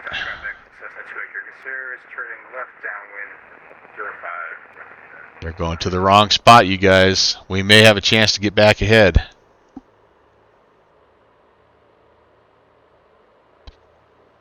Just going to throw all my numbers off. I don't know what my airspeed's going to be on this baby. We're rolling into it. What am I looking for? I don't know.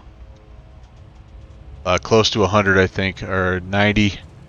There's 70, 80. We're getting a little light. We're getting a little light. It was rotated at about 80. That was all right. You're coming up. Oh, I love this plane.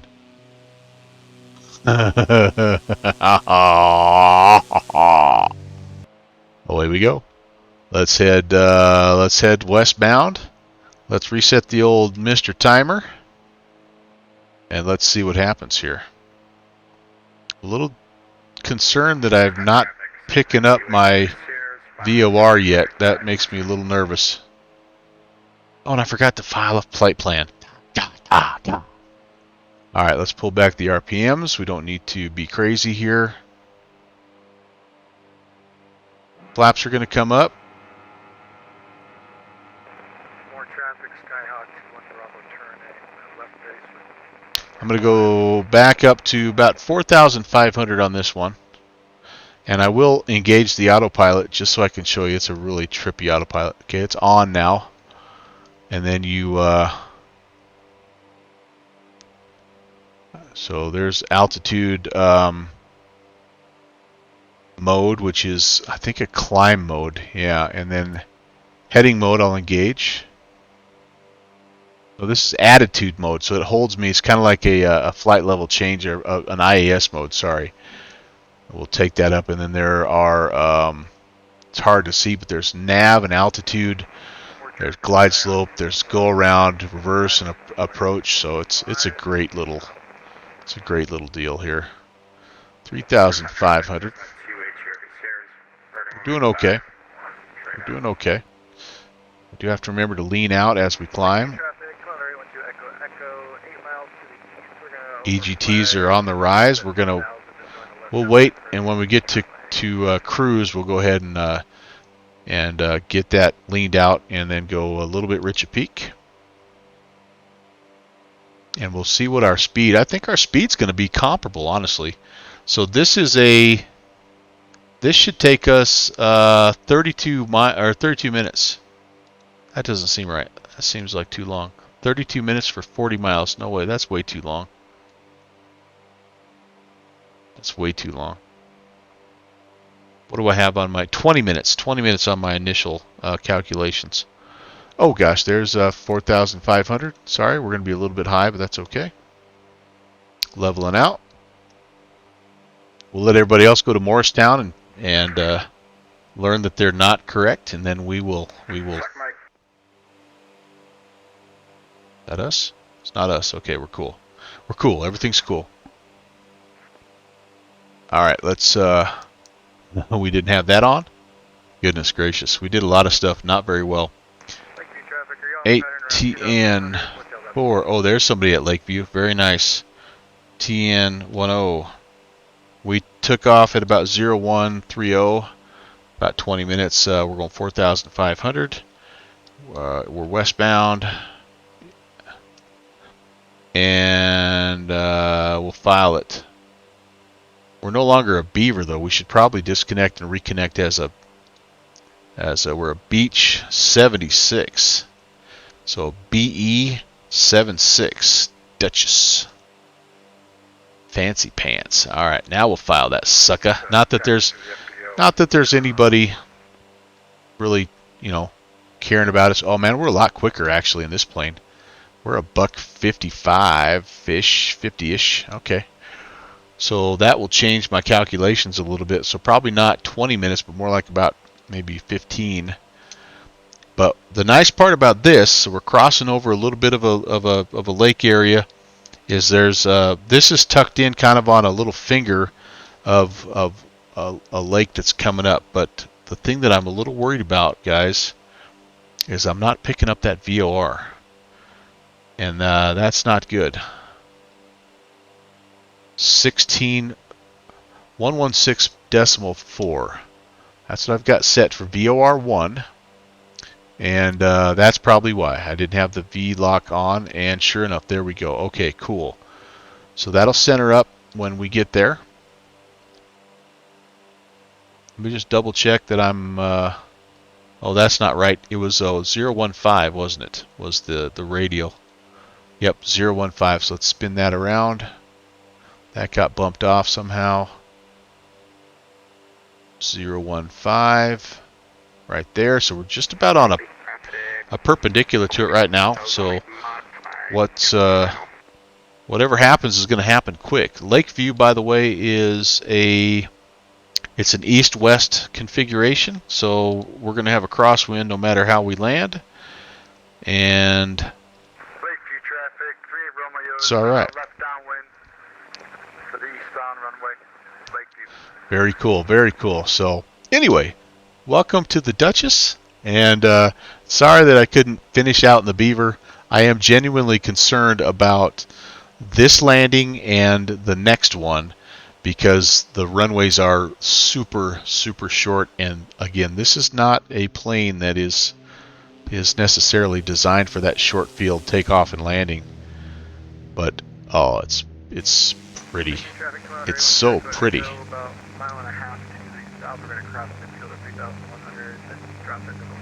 It's so nice. All right, I'm gonna have this guy already saved, so I'm gonna make a new screenshot here.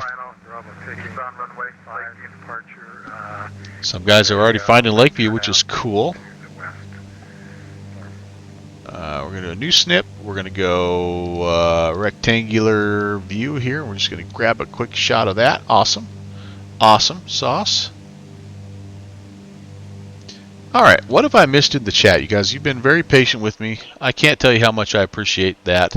Brian Kabisky's here. Nice scenery. Is this a download? This is indeed a download. Go to www.downwindsim.com, Brian, and you will see the details. This is the Bush League Backcountry Fly-In number 25. It's our celebration, 2-year anniversary, the start of year 3, and you'll get all these beautiful airports.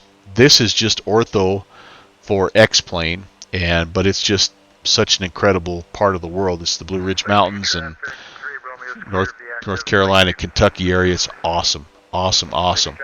Downwind sim, it is a beauty, no doubt about that. 0.34, just tuned in, and all you hear is we're going to have to skip the run-up. Yeah, I don't, unfortunately, 0.34, I don't have a Mr. Checklist emote yet, but I do have this Mr. Safety emote. But yeah, I couldn't, the parking brakes weren't holding me on the grass, so. But Skull, everyone, great to see you. Thanks for coming by. Thank you.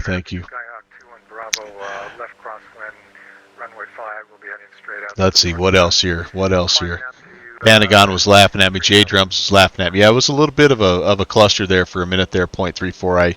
I learned after landing at the first field that my ADF was not able to pick up a station that was 1150, and so I had to make a quick change to something that I could tune that in, because that provided a clue to us about where we were going next. Now here's the only problem with this plane as I see it, is I don't necessarily see where's my DME, you guys? Do I have a DME in this thing? I don't know if I have a DME or not.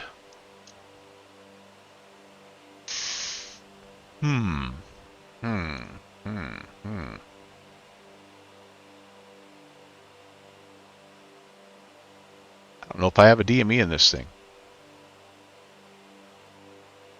It shows that I can tune a DME, but I don't know where it will display it. Yeah, I don't know.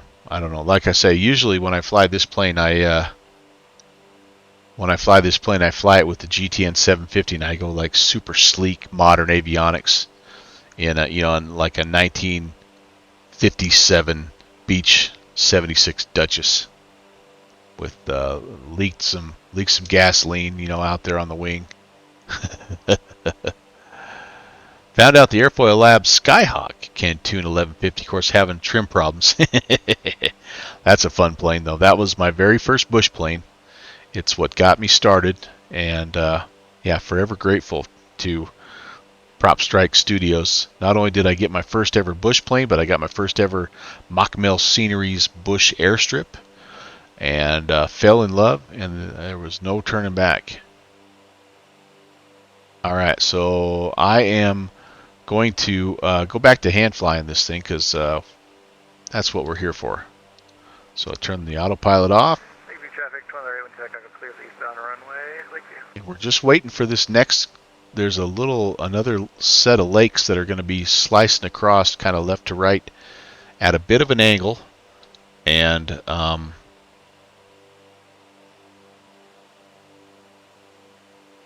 then it's a matter of chase the VOR needle.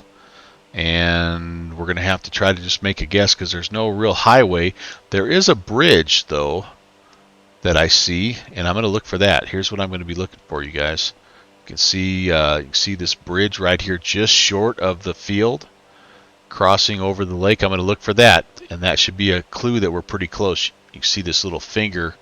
This is an absolutely gorgeous airstrip. It's tucked. There's water on both ends. It's like the golf course hole you don't want to play with water on both sides. What's my cruise speed? A lot. I like it a lot. 152 knots. I'm running it fairly wide open, to be honest. I could probably pull back a little on the manifold pressure here. What is it? What do my numbers tell me? What should I be running here? At 2600 RPM, so that's about right, and about 75% for economy. Oh, I could also. Yeah, I'm starting to descend a little bit here, and I'm falling off my course. I do need to lean out here so I can be economical. I mean, I don't want to waste fuel, right? Okay, let's get back on course, and let's just continue to lean. We'll watch the EGT down in the lower left. We'll see it rise and rise and rise. We're looking for the peak.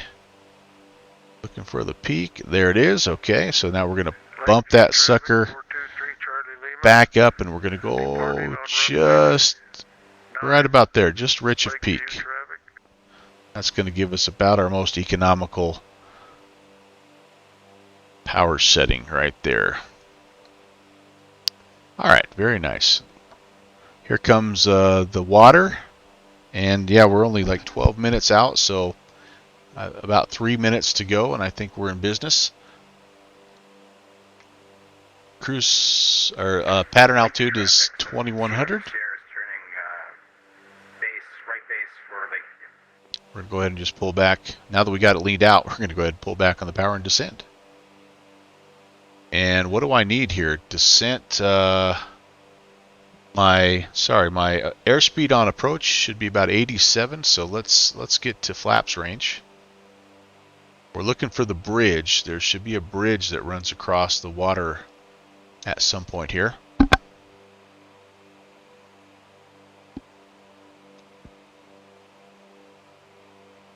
I want to get the speed under control first, then start the descent. Okay, here we go. Back into it. We can't be more than about 10 miles away now. So there we go. I'm going to just kind of let the plane descend at about 500 feet a minute or so until I know where I'm at. That might have been, J Drums might have had that suggestion. Somebody had that suggestion that I maybe got a little too low on the last airfield, and that was why I had trouble finding it. So I'm not going to try not to get all the way down to pattern altitude right from the get-go. Not sure who that was, but somebody had that idea, and it was a good one. Again, we're looking for there's the bridge. Okay, you guys, there's the bridge. Ooh, there's some traffic. We're just over there. All right. At Lakeview traffic, Blue and White Duchess descending through 3,500, about 5 miles to the east, and inbound. We're going to be landing to the. Actually, what are you guys landing there at Lakeview?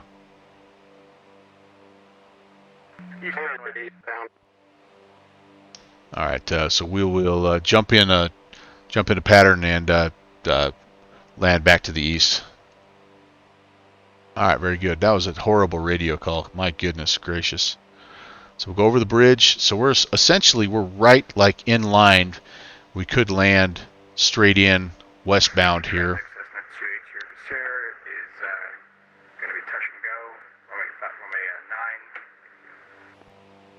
All right, so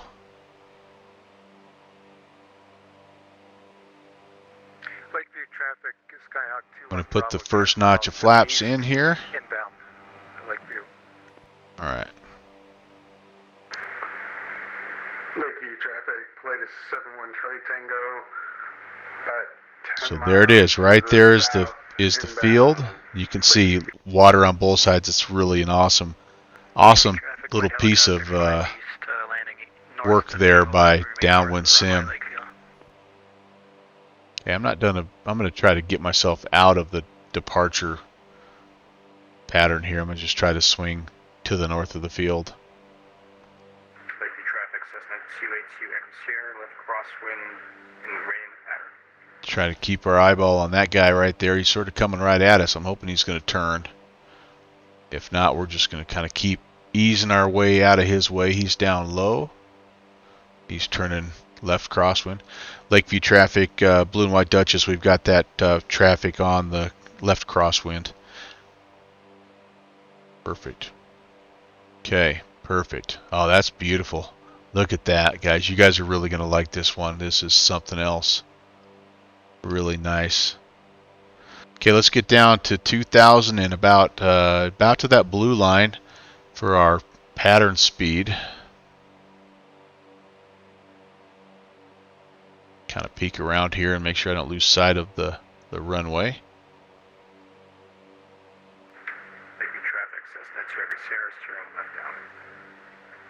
Okay, so we're behind him.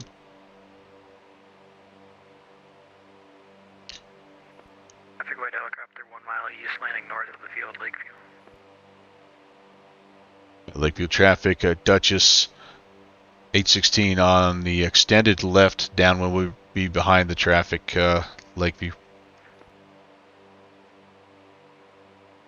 I don't see him, but I know that guy was he was out in front of us. He had just done the touch and go, and he made the left-hand crosswind, and so we're going to be behind him.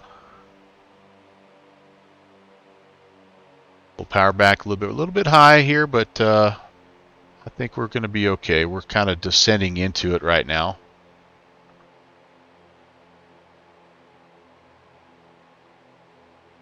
Okay, we did much better on that second leg. Much better. Maybe we're getting a little bit better. I don't know. I shouldn't jinx myself because this next leg I think is a long one from what I remember. And we're not down yet, I guess. Just about midfield here. Still don't see that traffic ahead of us. We're going to just keep on the downwind until he calls base. Skyhawk 2 on Bravo. 5 miles to the east, we'll be overflying the field at 3,000, setting up for a right teardrop entry into left downwind for runway 9, Lakeview. Lakeview traffic, Cessna 282 Sierra is left base landing 9. Okay, I don't see him, but he's on base, so we're okay. We'll go a little bit further here. Kind of losing sight. There it is, okay. We can make our turn here in just a minute. We're going to go second notch of flaps. Getting a little slow here, so I'm going to add some power Lakeview traffic, Duchess 816, left base, runway 9, Lakeview.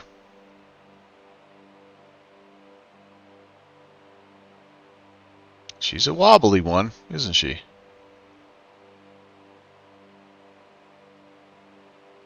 Okay, there's left base. Let's pick up the field. Whoop, don't need to climb. Where are you, field? I know you're there. Oh gosh, I'm high. I'm super high. Alright, super high. I don't think I'm going to make this. Lakeview traffic, Duchess 816, turning final runway 9, Lakeview. Yeah, I don't think I'm going to make this, you guys. Lakeview traffic, Cessna 282, Sierra, short final runway 9. Yeah. At Lakeview, Duchess is, we're going to go around, we're too high. And we were right on top of that Cessna, even though we didn't see him. So that's not good. Alright, alright. Okay, let's get everything lined up here. Bad pattern. At least we didn't make it worse by trying to force it down there. Bravo. 2 miles to the southeast, we'll be overflying the field at 3,000 feet with right teardrop entry and to left downwind for runway 9. Back to flaps 1. At Lakeview traffic, Duchess 816 on the left crosswind, runway 9, Lakeview.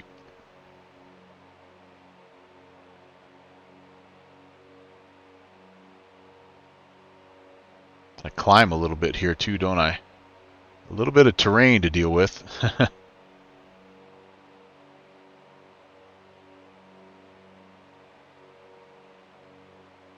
At Lakeview traffic, Duchess 816, left downwind runway 9er, Lakeview.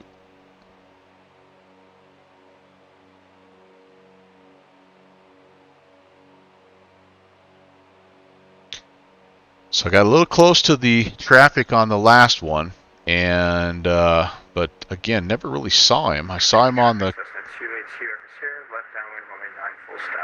Okay, saw him on the departure, but just not on the arrival.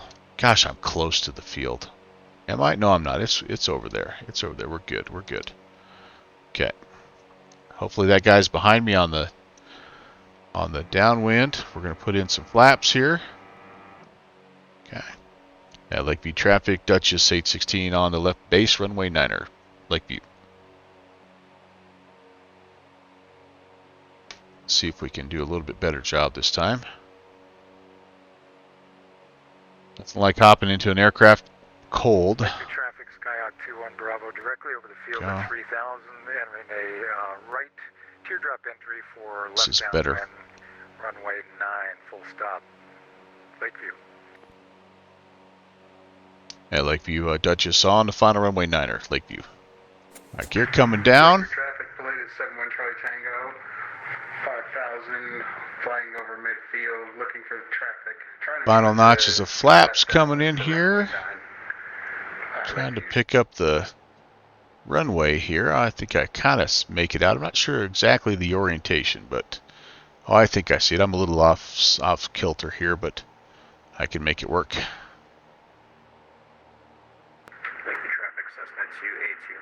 Catching a little crosswind like we expected. Oh, that wasn't bad. That was not bad at all. I don't think I have any kind of reversers, so that wasn't half bad for not flying this plane for a while. Lakeview traffic, Duchess is clearing the runway. Lakeview. Hey, we'll take that. Lakeview traffic, Skyhawk 21 We'll take that. Thanks, J-Drums. $1.50 says downwind sim. We will take a look at this one because we'll do that before we go any further. Altitude's at 2,000. I'm at 4,000. I'm gonna circle out. I'm probably extend actually. All right, we'll take a second. We'll catch our breath and check the landing report. Then we will also.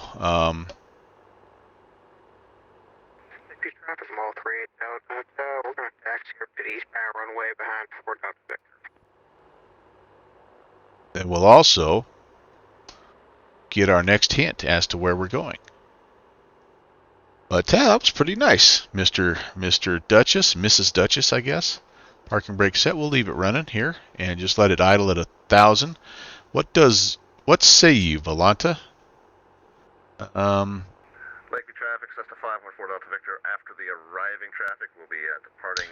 So we went Flagler to not to Flagler, but to this. It was TN10 Lakeview, and we'll add the flight plan from VATSIM. And how did we do? Yep, our first pattern not the greatest. Second pattern not much better, but at least the altitude is better. And how did we do? 429. 2.48 G-force. I'm gonna not agree with that. Okay, that's okay. Not gonna also worry too much about it, honestly. Lakeview traffic, Skyhawk 2. There goes 514 Delta Victor. 9, full stop, Lakeview. Getting our flaps cleaned up here. Lakeview traffic, Cessna 514 Delta Victor, clear runway 9. Gonna go left downwind departure, Lakeview. Okay, let's go in here. We'll see our next clue and see if we can figure out where we're going. Lakeview traffic, Skyhawk 41 Lima, 3 miles. Talk radio. 45 to the left downwind for 9, Lakeview. AM 760. AM 760. Alright, 760. Gosh dang it, I gotta spin this thing all the way down. 760. I'll spin this guy up. Seems like we were just here a minute ago.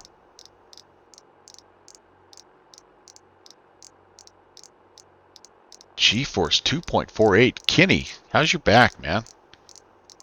That was a rough one.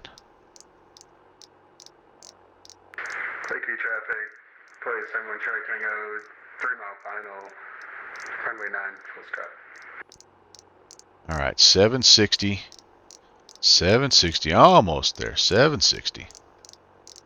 Don't let me forget, we will actually file a flight plan. We'll do it right. Traffic, Skyhawk 2 and Bravo, clear of runway 9. 760. Holy moly, my fingers getting sore here.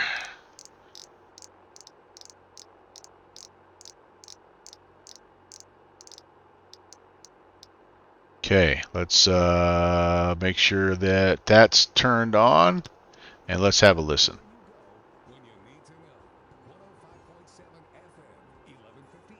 Nope, this one.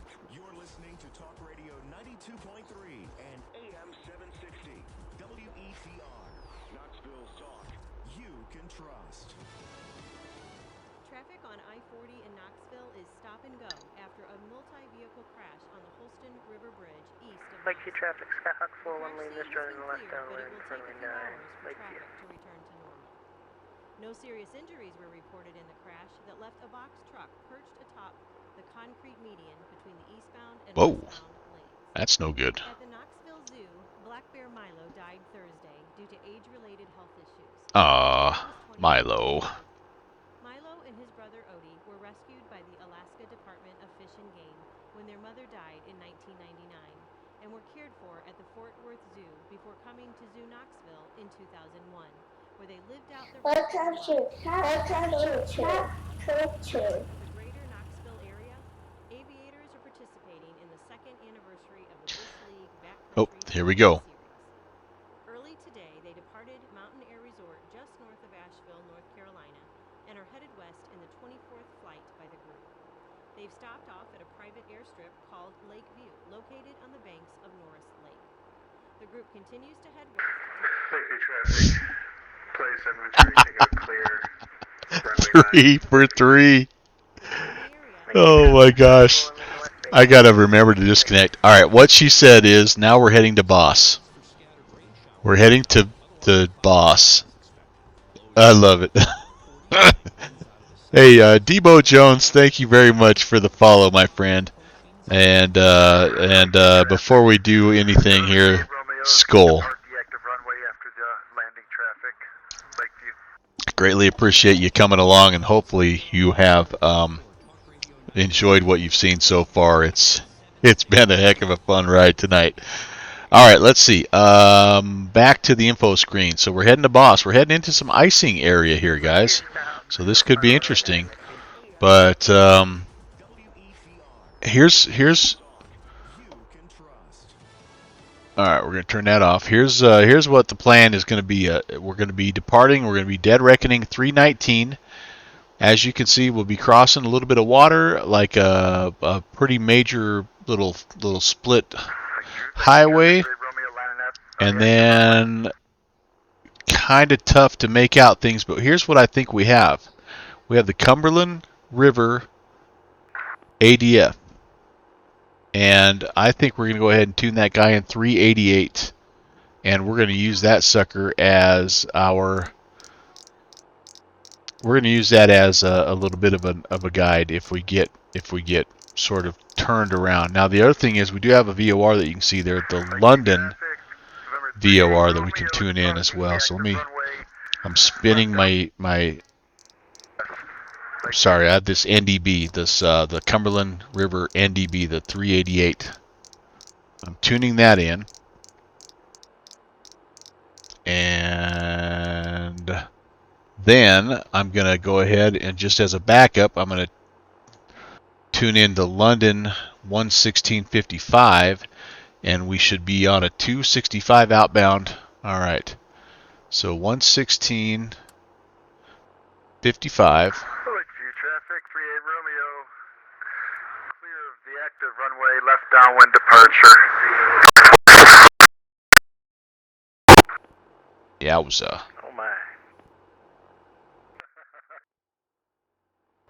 All right, so that's all tuned in. 265. 265. Got to come back around this way here. 270. There's 260.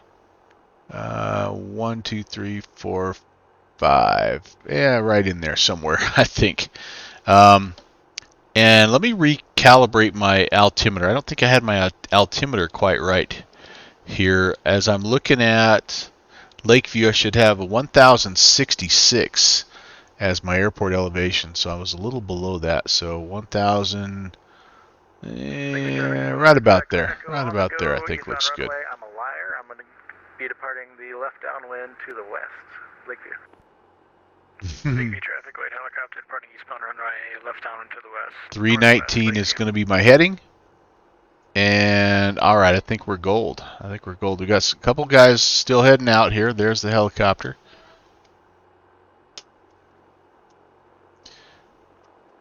Lakeview traffic, Duchess 816 is going to back taxi for departure to the east.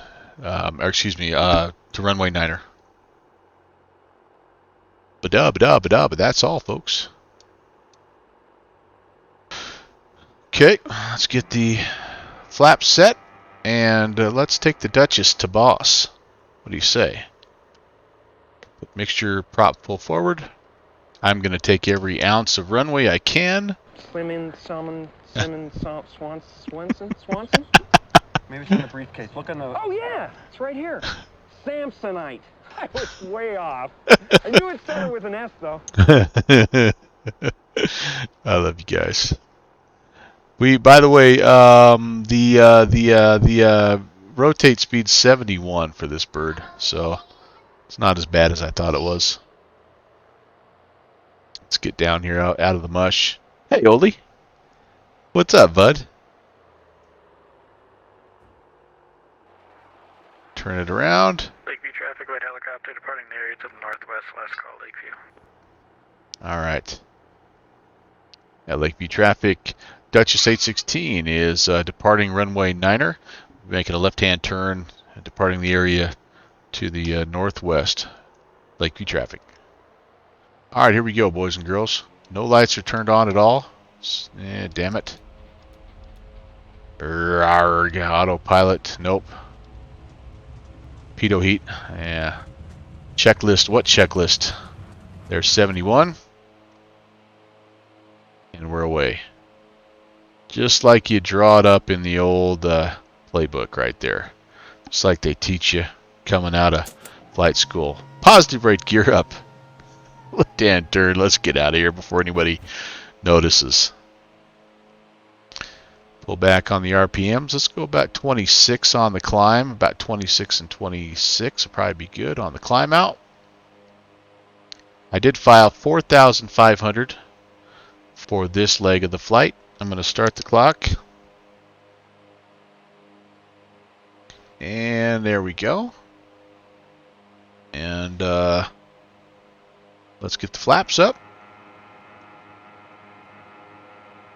Get that nose down a little bit. I'd like to climb out here at the blue line if we could. There we go. That looks good. And yeah, 56-mile leg.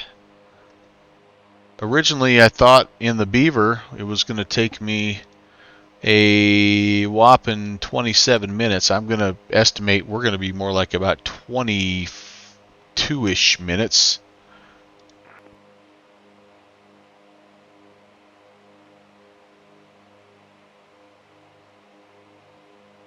Yeah, we'll just see.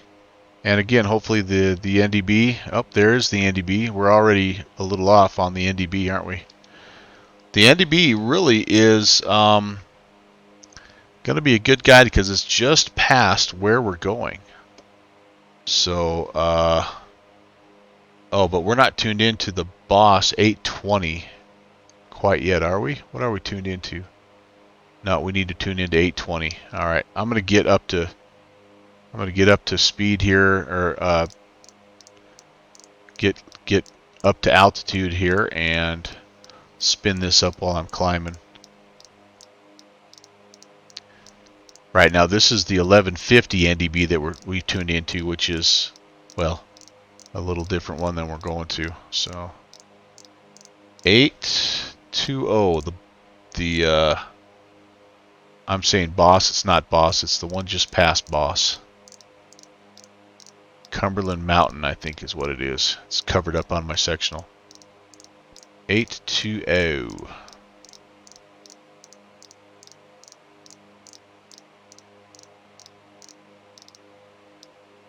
Okay, flip that over, and we'll see what happens here.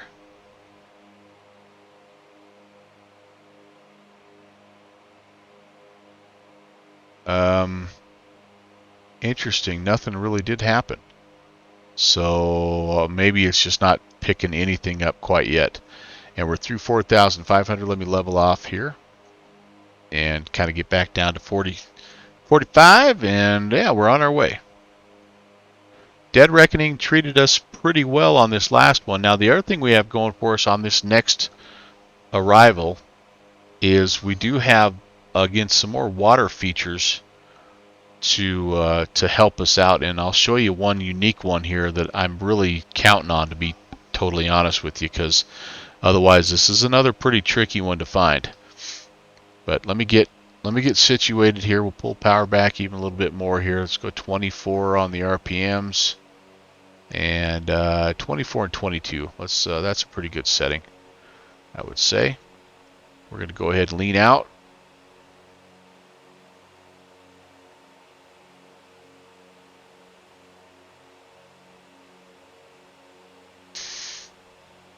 And there's peak. All right, so we'll come back in with a little bit more mixture, and we'll run it about right there. I think will be good. Pitch that nose over, get back down to 4,500. We're well clear of the terrain. I think the MSE in this area is 2,900. So this will be about the tallest little ridge line that we'll have to get over, and then we should be good to go.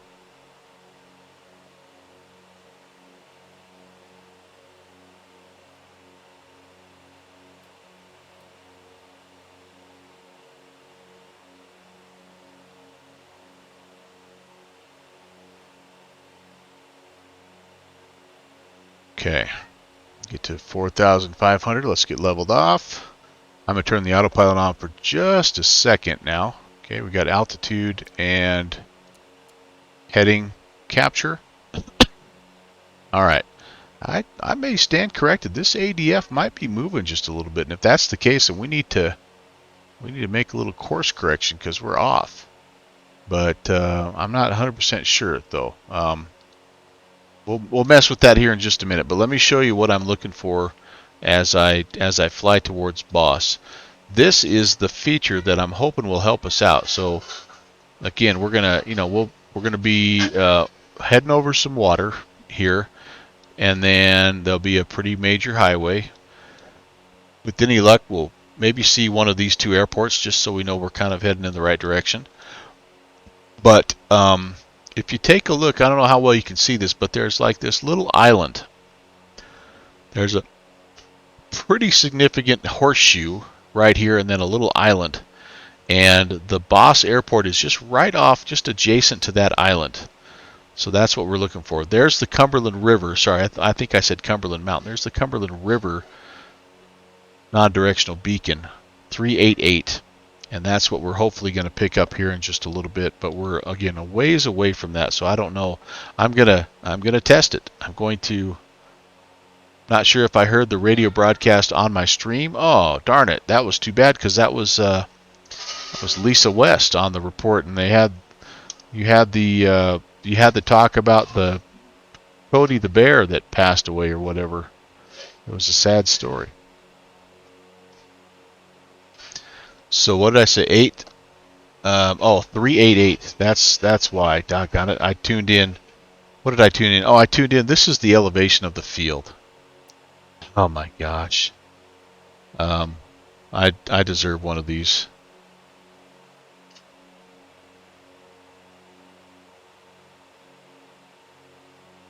Oh, it's not doing it for me, huh?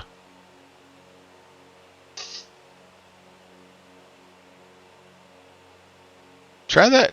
Am I not having command? Why don't I have?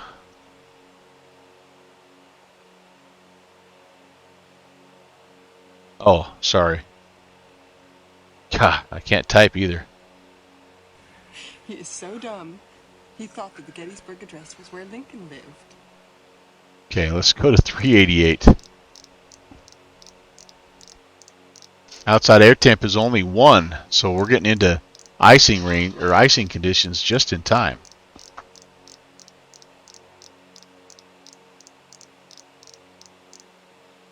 I feel nervous not looking out the window here. And there's, sure enough, there's like clouds coming up. Oh, this could get fun.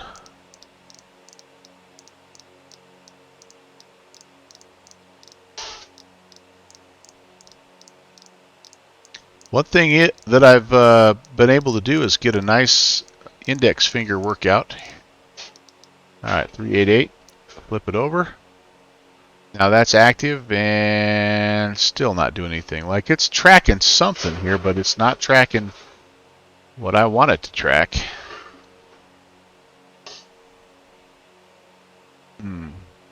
Nothing else is active here, so that's like automatically the... So will it... I wonder if it'll give me my Morse code. 388. That's what we have. All right. Well, we'll keep it tuned, and we'll wait until we get a little bit closer. I'll go ahead and update this. We're on about a 320 heading right now, so yeah, that's what I wonder what that's tracking. I wonder what NDB is north of us here. Can't tell. I have no idea. I have no idea.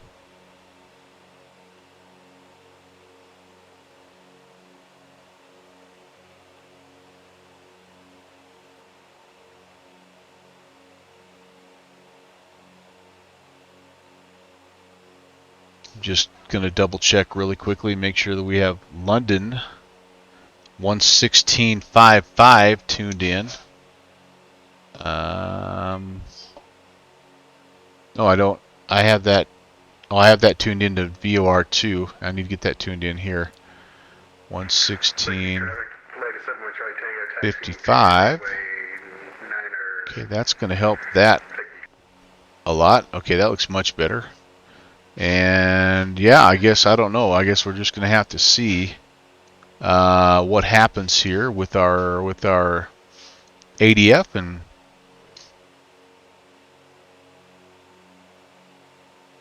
yeah, I don't know. Burning out the Dr. Pepper with all the ADF scrolling. Yeah, I'm going to be up till stinking midnight tonight, Pentagon. But I'll do it for you guys, because there's no telling how long it's going to take me to find this airfield. Alright, if you're just joining us, by the way, first of all, thank you for joining us. Secondly, welcome to the Bush League Backcountry Fly-In number 25. It's the very first flight of year 3. We're counting this as our 2-year anniversary stream. We departed from Mountain Air in North Carolina, which has become the unofficial home of the Bush League Backcountry Hooligans. We did an event there this time last year to celebrate our 1-year anniversary, and we're doing obviously this one here to celebrate 2. I have no doubt if we're still around for a 3rd year, we'll probably have an event centered around this airfield and this area of the country. But we have made so far 2 landings, and I would say the first one was a little bit clunky. It was in the Beaver, and we set her down at Flagler Airfield. Neat little area. And then we had to switch over to the Duchess because we didn't have an ADF that would tune a 4-digit station, and we needed that because part of what we're doing today is we're getting hints about where to fly to next based on the location that we stop. So we have to actually tune in the ADF frequency, and most of you that have been watching the stream know by now that you can also tune in an AM radio frequency with your ADF and actually just listen to AM radio if you'd like to. But our friend Downwind Sim has created some audio clips that give you hints about where you go next. So from Flagler, which by the way took us quite a while to find. I mean, quite a while to find. We flew to Lakeview, made what I thought was a better landing, even though we haven't flown this plane for a while. And now we are on our way to Lee Airport. Turning the autopilot back off so we can just have some fun flying. And yeah, that's what we've been up to. My name is Brant, and welcome to the stream. General aviation themed stream, but we do sneak in the occasional vintage jetliner. And every now and again, we'll even put a biz jet out there just for the heck of it. But usually we're behind something that has a little bit of a propeller. And we stream on Tuesdays and Saturdays generally. Today is a bonus stream because Bush League Monday, obviously, first Monday of every month. So that gets you up to date on what the heck's going on here. And I've not been really great about keeping up with chat today, so I do appreciate you guys, again, having some patience with me as I fumble around and try to find these little airstrips, mess around with the ADF frequencies, switch airplanes on the fly, all that good stuff. I don't know what this is tuned into, but it most definitely is tracking something. It's tracking an NDB somewhere. It's almost like I've got a different frequency tuned somehow, and I don't know where that would be, unless we are so dang far. Okay, there we go. That's the one we wanted. All right, and there I'm hearing the Morse code.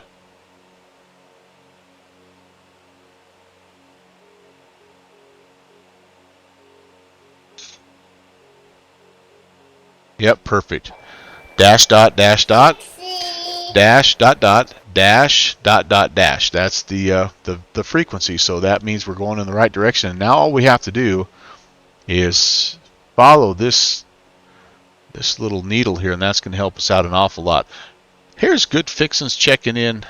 Brett, things are going pretty good. I'll be honest with you, the first airfield was rough. Skull, buddy. Sim sounds are very low. Yeah, I don't know what to do to change that, my friend. I've got radio. Maybe I turn the radio volume up. Possibly. Is it the environmental? No, that. I don't know. Let me do this. Downwind sim. Whoops. Let me go up here and let me adjust these sounds. I don't know that I can. Yeah, I've got those cranked way up. Let me try that again. See if this sounds any better. No, it's just super quiet, man.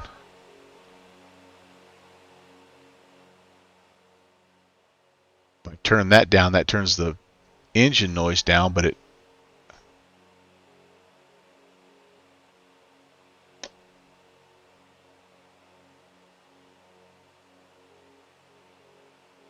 Yeah, that's literally as loud as I can make it, and it's just super quiet. So I apologize, guys. You're not probably going to be hearing that very well, but trust me, it is beeping out what it should be. The Morse code is good, and so we are closing in on where we need to be, which is fantastic. What's Streamlabs set at? Well, I only have one master controller for desktop audio. I'll turn it up a little bit here. Tell me if this helps any.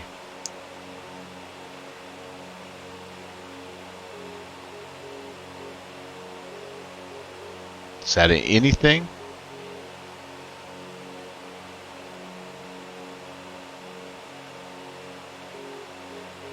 Yeah, that's maxed out right there.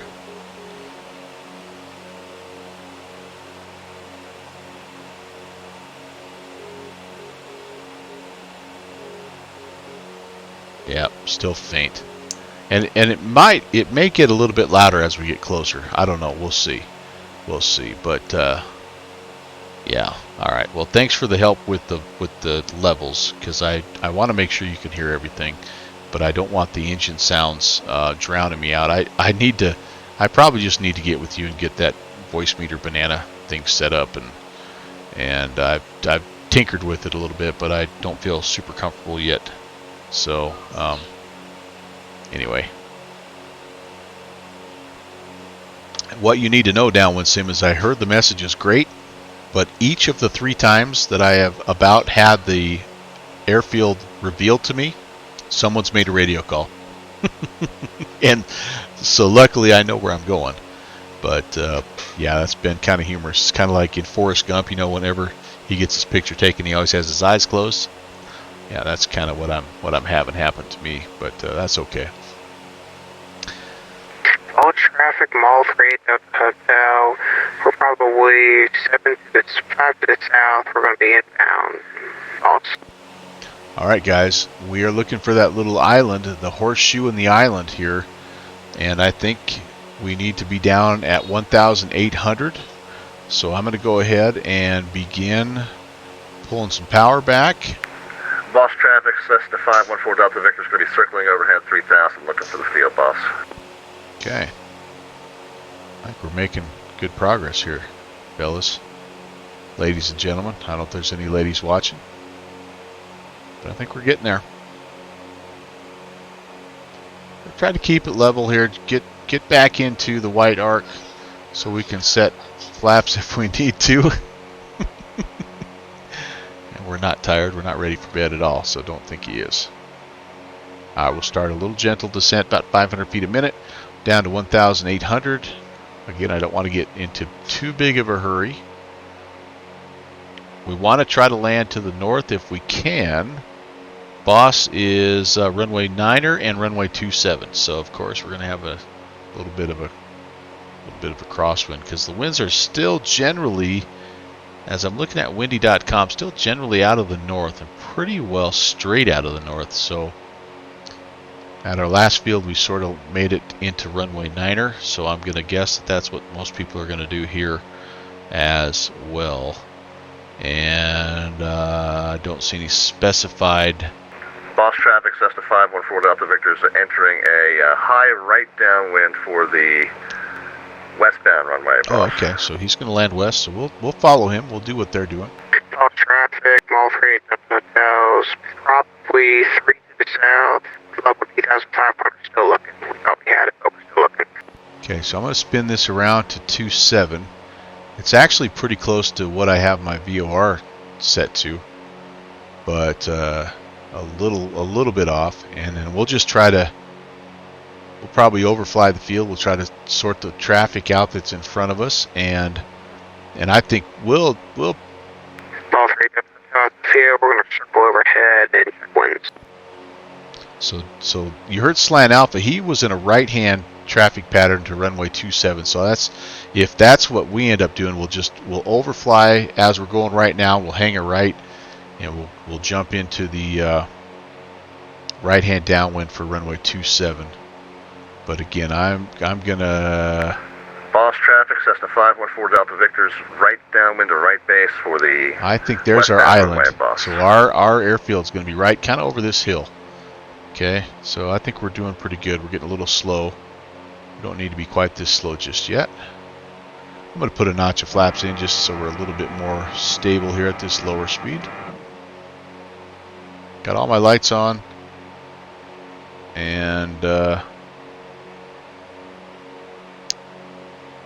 doing pretty good here.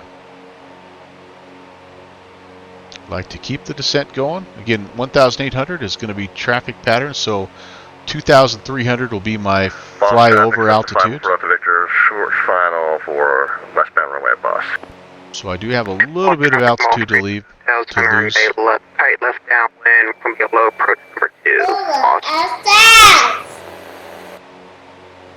Mr. Dominguez, welcome. Great to see you. Hola, Skol, and happy Monday, my friend.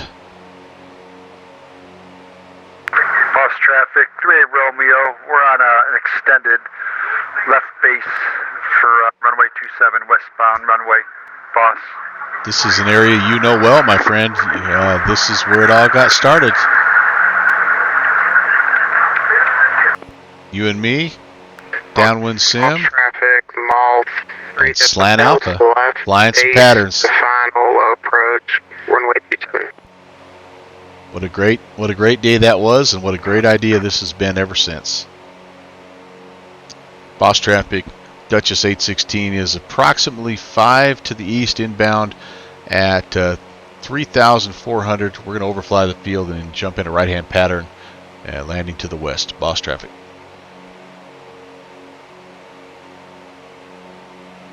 So 2,300 will be our flyover altitude. Driving back home like crazy to pick up some of the show. Nice. Enter right downwind 27, boss. Nice. Yeah, Al, so much to be thankful for. So much, you you and I have talked a lot. Thanks for getting me into X-Plane, and not that I couldn't have done that. Couldn't have done this in some other platform, but I wouldn't have been able to pick up what Downwind Sim had created if I was not in X-Plane. So thanks for cyberbullying me all those years ago.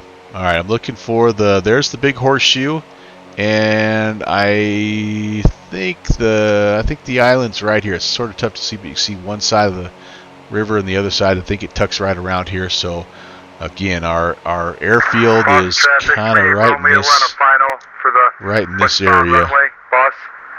Might be a little bit further up here, but hotels right downwind for westbound runway. We got the Twin Otter on time. Could be in this little area too. No, I think it's back. I think it's a little further away.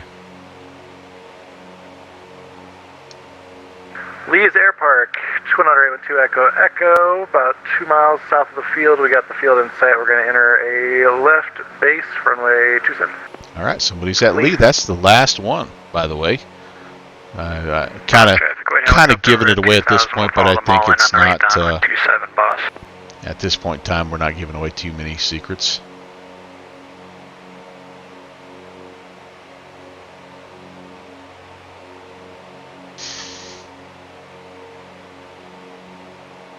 This one has a little bit of an interesting terrain. It's got a little hillside on our left. We have to navigate. Westbound runway number 2. False.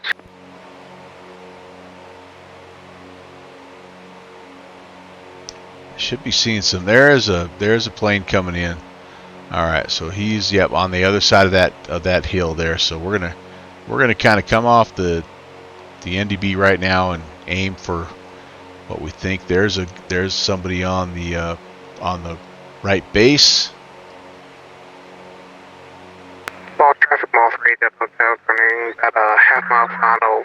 Yep. So that's Josh. That's Josh right there, and I think he's the last guy. 38 Romeo's clear of the active runway, boss. Yep, that's 38 Romeo that just landed. Okay, so I think we're going to be next. We'll make Please airport traffic 200, 12 Echo Echo on final runway 27, please. Boss traffic, wait helicopter turning final 27, boss. All right, we got a helicopter coming here, so. It's going to be a short one. Going to be pretty close at 2,300. We need to get our speed back though a little bit. I'd like to be back to the blue line here for approach. And then again, we're looking at an airspeed of about 76 on final. Ref speed. Yep, I can see just the outline of the runway right there. Very nice. Okay, so we're going to overfly, jump into right-hand pattern here. We could have probably almost came in on the left. Twin Otter 2 Echo Echo clear runway 27, leave. On the left base here, but that's okay.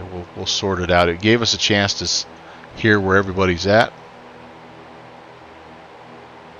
Yeah, boss traffic. Dutch 816 overflying the field at 1,800. We'll be entering a right-hand downwind runway 27. Boss traffic. End up getting maybe just a little bit too low for the overfly, but there we go. That's where we're at. Kind of hard to see. That's Boss about traffic. 88 Alpha November Tango is going to try to follow in 1816. We're going to take it out here, and let's go ahead. Second notch of flaps. Boss traffic, wait helicopter clear 27, boss.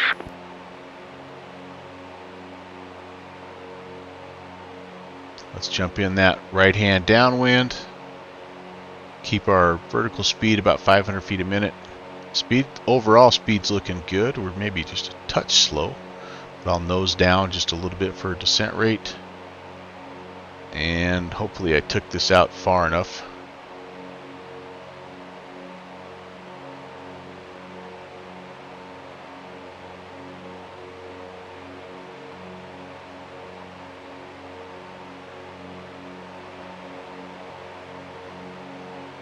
Field tucked in over there. We'll be all right. We'll kind of turn we'll turn base over it's like a golf course over here. Boss traffic, Dutch 816, right base, runway 27. Boss traffic. Looking okay. About 500 feet now. Yep, there's the golf course. The only reason I know that is because this is one of the sceneries that I made, so I did fly around here just a little bit just to make sure everything looked good and Alpha November Tango, turn it downwind. Acceptable. Where are we at here? A little slow. Let's put some power in. Up against that hillside here, I think. And boss traffic, Duchess turning final runway 27. Boss traffic. Got to pick it up here. There it is. Not too bad. Gear coming down. Prop and mixture full forward. Lights are on. Gear down. 1, 2, 3 green. Pull back onto power a little bit. Final notch of flaps.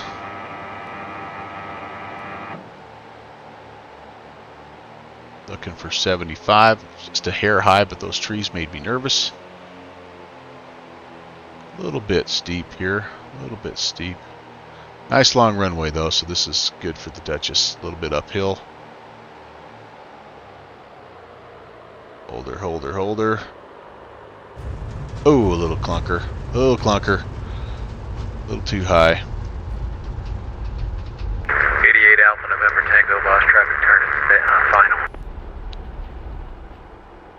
boss traffic, Duchess 816, clearing runway 27, boss traffic.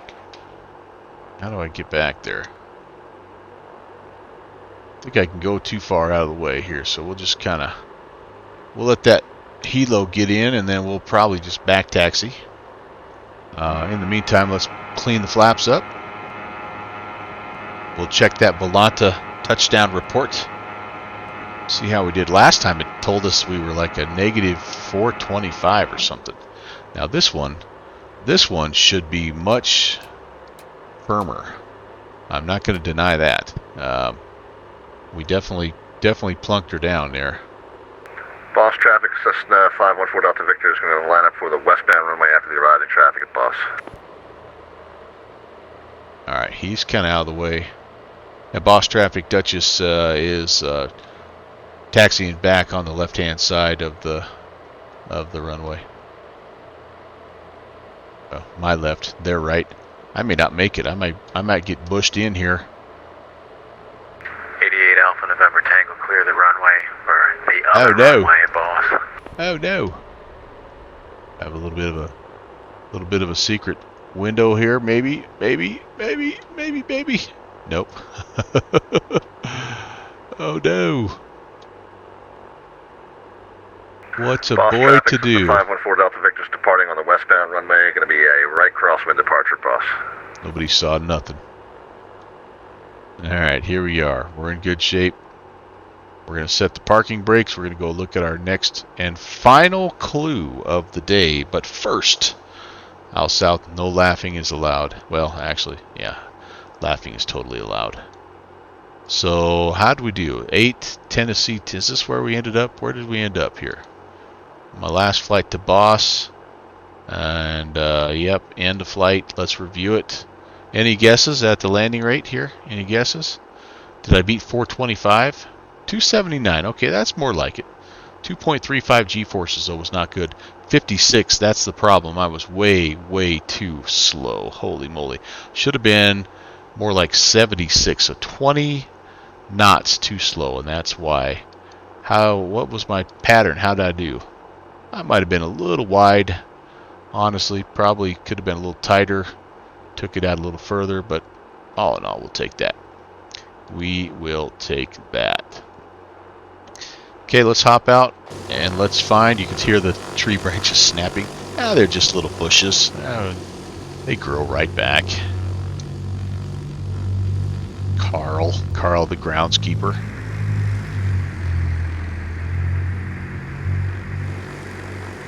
Let's see. What do we got here?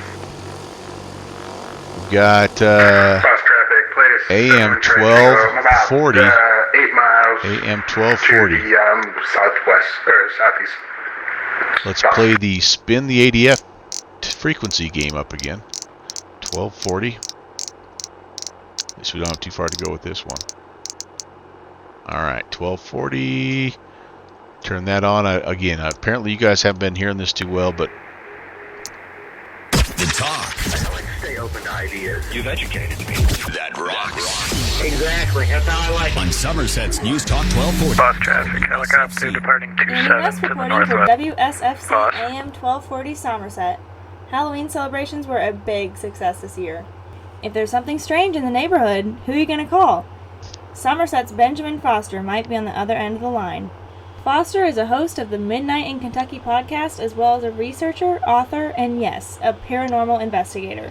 The native of neighboring Russell County still calls the Lake Cumberland area his haunt, so to speak, and has made a name for himself looking into local and regional claims of the bizarre. Also, speaking of hooligans, the Bush League Backcountry Fly-In wrapped up their second anniversary flight right here in the Somerset area. Lee's Airstrip and the Boss Airstrip played host to the final landing spots of the group's 24th flight together. Lee. We caught up with some of the founders of the group flight, Downwind Sim and Melvin Leroy. Hi everyone, Downwind Sim here, and I'm just thrilled that we've gotten to spend 2 years together, making new friendships, exploring great parts of North America, and it's been a real treat to continue to push the envelope as far as what the simulators offer, and of course, nothing better than the friendships. So thanks for tagging along this time, and again, hope to see you at the next one. Hey everyone, it's Brant, aka Melvin Leroy, wishing all the original Bush hooligans a happy 2-year anniversary.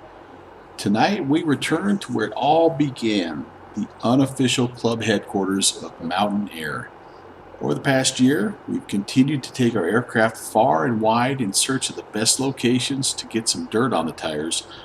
For me, every trip is more enjoyable than the last, even if I do get a bit turned around or slightly bend an airframe. The reason I keep coming back are the friendships I've made during these adventures. I honestly can't wait until the next time we get to fly together, bust each other's chops, and celebrate when one of us manages to sneak our birds into one of those angry little scratches. So to all the hooligans I say Skol, and let's do it again next month. And of course, the junior first officer had this to say. Happy anniversary, hooligans. That's it for WSFC AM 1240 News. Annie West reporting. How awesome is that, you guys? Talk 1240, WSFC. How awesome is that? All right, I totally echo the same sentiments, and it's been a heck of a fun couple of years. So thank you, everyone. Thank you from the bottom of my heart. Yeah, now let's get out of here before I start to cry. This is a pretty short leg, you guys, so we'll try to enjoy it, and just kind of, it's, what is it? It's 6 miles on a 307 heading. We're going to hop across, or you can see a little fork in the river. We're just going to hop across the fork, and hopefully we'll find that. I'm going to set my heading bug for 307, and we're going to hope for the best.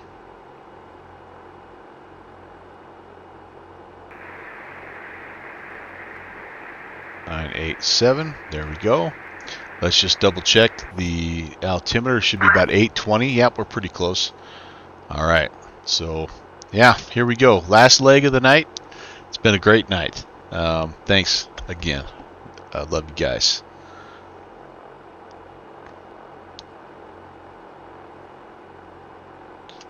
At boss traffic, Duchess 816 back taxiing runway 27. Boss. I think everybody's out of here, hopefully.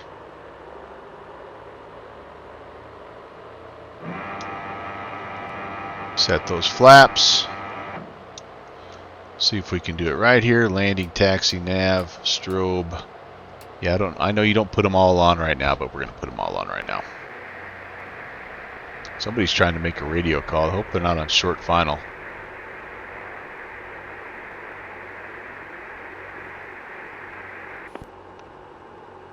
Not hearing. And traffic that's queuing up. All I hear is static. I'm on the ground at Boss right now, so I don't know if you're out of range.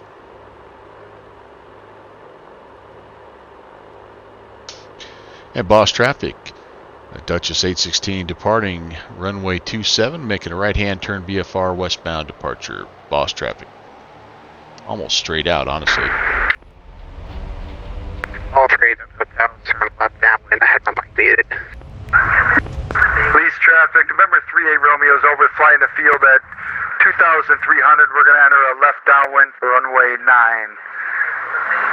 Please. Police traffic, all three hotels on slow left downwind, dates final to low approach, eastbound runway. All right, pulling back the power just a little bit here. Nothing crazy. 2,500 I think will get me where I need to go. Let's go flaps up. And pitch to blue line.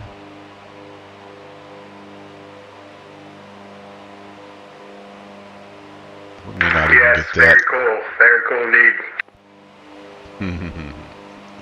Looking for that fork in the river. This is the first leg of it, and then it should come back around, wrap around there. Lee's traffic, 38 Romeo lost track of the airport. We're flying around somewhere around the airport at 2,700. Lee's. We should track the NDB, and then it should flip right around. We'll fly right over the top of it. I am circling above the field about 5,000, looking for a way-in bus.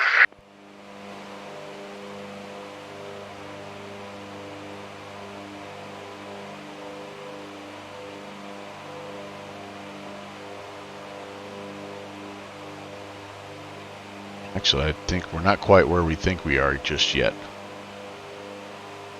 Not quite where we think we are. Yeah, we got to go a little further. I mean, it's only 6 miles, but so it's not going to be crazy. Least traffic. November 38 Romeo has 514 Delta Okay, Victor. we're over the Andy B now. We're at 3,200. Oh, actually, no, I think we might be. We're going to be over in this area somewhere, guys. Yeah, we're not, and let's just kind of get our eyes peeled here. It's not far away here, you guys, so hopefully we'll see some traffic and we'll see a little airfield here at some point. Please traffic from all 3 hotels on high left base, final, please. Where are we here? Where are we? Where are we?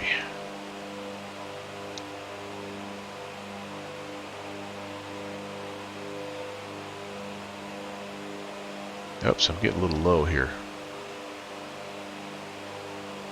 I don't mind slowing down a bit. What's the runway alignment here? Again, another east-west running deal here, so it's kind of what I have this guy set to that.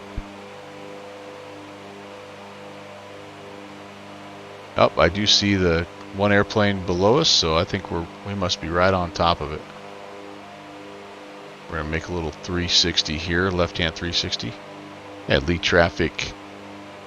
Duchess 816 at 2,200 directly over the field. We're just gonna make a left-hand 360 to kind of see where we're at exactly. Lead traffic. Let's see if we can get a visual here.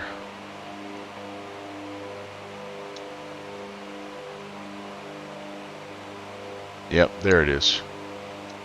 Right back there. Alright. So we're going to be on the, coming around on the, well, it looks like we'll be on the left-hand downwind, runway 27. East traffic, weight helicopter departing runway 9 to the east. We'll follow the river to the southeast, then leave. Okay. Least traffic, November 38 Romeo, we're on a left downwind for runway 9, leave. Oh, alright. So we're looking the wrong way, actually. Okay. So let's get the field in sight. Let's get our bearings and Hot mic. look, we're just right down here, guys. Yep, there's the windsock. Okay. Least traffic, November 38 Romeo is on a left base for runway 9, leave. Okay. Lead traffic, Blue and White Duchess is overflying the field again at 1,900. We're going to jump in a left-hand traffic pattern, runway 9er, lead traffic. Alright, so we're good. What do we have for Least traffic, weight helicopter, clear the area to the southeast. any kind of reference point here, guys? I see a little bit of a power line here. I see kind of a curve in the road.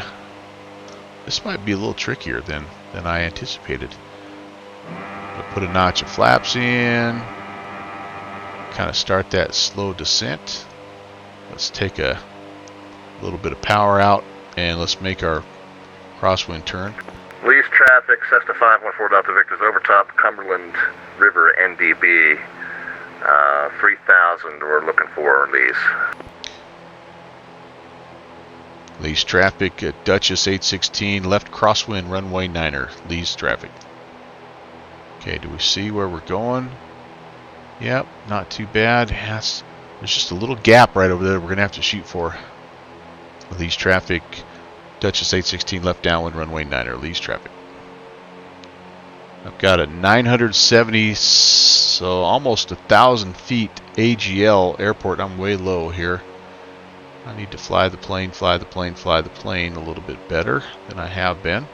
Boss traffic, weight helicopter 3 west, I'm one worried to about right down to there's a 27 red hangar there too, so that will help. All right, let's get stable. Least traffic, November 38 Romeo, we're turning runway 9. Okay, he's on final.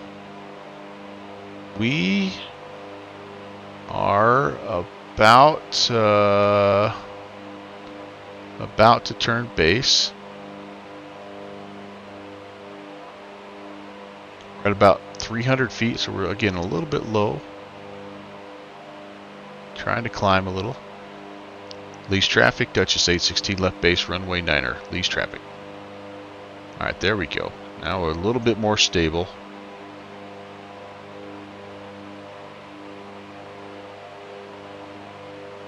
Let's get our bearings here. And we're going right now.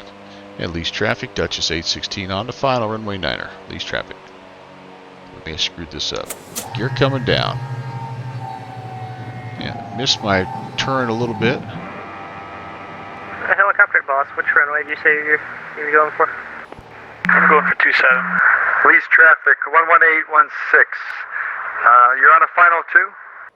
Hey, firm, I do not see you. 11816. We're going to go ahead and land here, short final.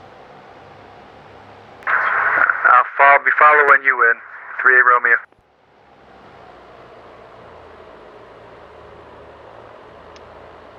Oh, that was a clunker. Good Lord. We lost so much airspeed. I can't end on that. And leaves traffic. Duchess 816, touch and go. We're going to get out of the way of the landing traffic. Lease traffic, 3 Romeo's on a short final, runway 9, lease. Holy cow, that was ugly. Lease traffic, Duchess 816 left crosswind, runway 9er, lease traffic. Can't end on that one, guys. No way. No way. 3000, come back around for the left downwind, 27 boss.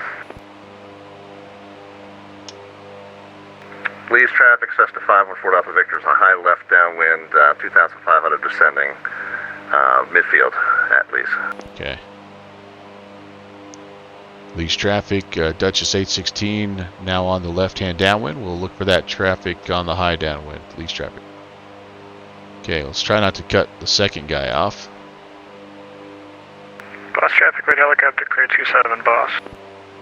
Okay, we're going to try to take a look here. I did not see him. That was the weird thing. I must have cut him off. Boss traffic, plane is 71 Charlie Tango, 3000, joining the left downwind for 27 boss. And we will extend and let 514 Delta Victor, the Duchess, will extend downwind and let you call base. Lead traffic, Cessna 514 Delta Victor turning left base for the eastbound runway now at Lee. Alright, so we're... Lee traffic, 3 Romeo's clear of the active runway, Lee. We are a little slow. Let's go, let's add some power. We are going to go laps 20. Okay. Don't need to be climbing. But I'm going to extend a little bit because I feel like I cut our friend Rob Marcinic off on that. I feel bad about that. So we're gonna extend a little bit here.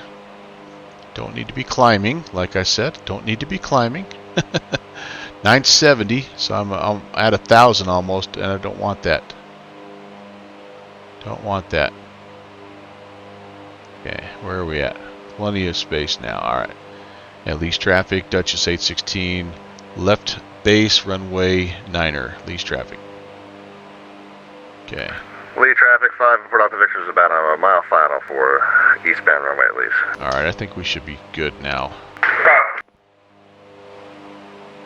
We should be good. It's going to take us a little bit. Boss traffic, plane is 71 Charlie Tango, left base for runway. So hard to see, and that's the main thing. It's just hard to see. Lease traffic, Duchess 816, turning final, runway 9er, lease traffic. See if we do a better job this time. That's a little bit better. A little bit better. Okay, gear coming down. Boss traffic, plane 71 Charlie Tango, turning final, runway 27, boss. Maybe a little high, but I think we can correct. And we'll go flaps full. And yes, in real life, these two little trees that are at the end of the runway, they do exist. The other thing that exists in real life at this field is there's power lines. that kind of cut diagonally in front of you as you're coming in. All right, let's try to hold our speed a little bit better this time, huh? What do you say? Yeah, geez, we're super high angle of attack here. Maybe going around again. At least traffic Cessna 5 to clear the runway at least. Never saw him. He's there parked, I guess, but yeah, I level it off too high. It's gonna be another plunker. Yeah, dang it. Yeah, gonna take some practice with this bird, but all in all, I've enjoyed the heck out of flying it. But that was a little better landing. Least traffic, Duchess 816 is clear of the runway. Least traffic. Yeah. It's just hard when you know, a different airplane has a little different sight picture, right? And you just aren't quite sure how high up you are. Fast traffic, please. 71 Charlie Tango. And insert any other excuse you want to here to justify a bad landing. All right. We'll take a look at it. I mean, we'll take a look at it. That was better Pentagon. Yeah, it was. Kamikaze banking, hot target in sight, out south. Yeah. Let's get up here and park next to our friend, Mr. Slant Alpha. And we'll shut her down. We'll see if there's any other messages. Actually, we won't shut it down until we check to see if there's other messages, because you never know. With downwind sim, he may have hidden something here. So let's hop out real quick before we do anything. And there's the Bush League sign. Again, I have tried my best to not check on this stuff. Oh, there is one more. It's 1240. All right, let's check it out. 12. Oh, that's what we just listened to. Yeah, 1240. So in case you missed the first one, you get a chance to listen to that nice little thank you again. All right, very good. Let's get the flaps cleaned up.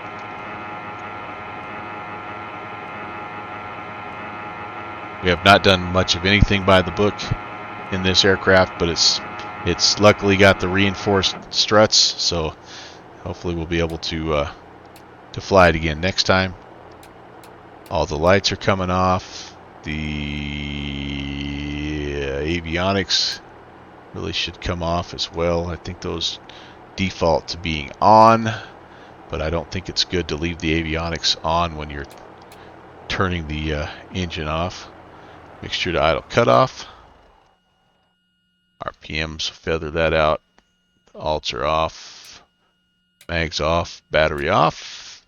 And that, my friends, is a wrap on a very, very fun and successful anniversary flight. Let's see. We'll complete this guy right now. Let's check and see. We went from 420 something to 220 something to, let's see about this guy here. Oh, that first one, yeah, gosh, that was probably legit, honestly, that first one. It was a hard, taxi that sucker straight to the mechanic type of landing.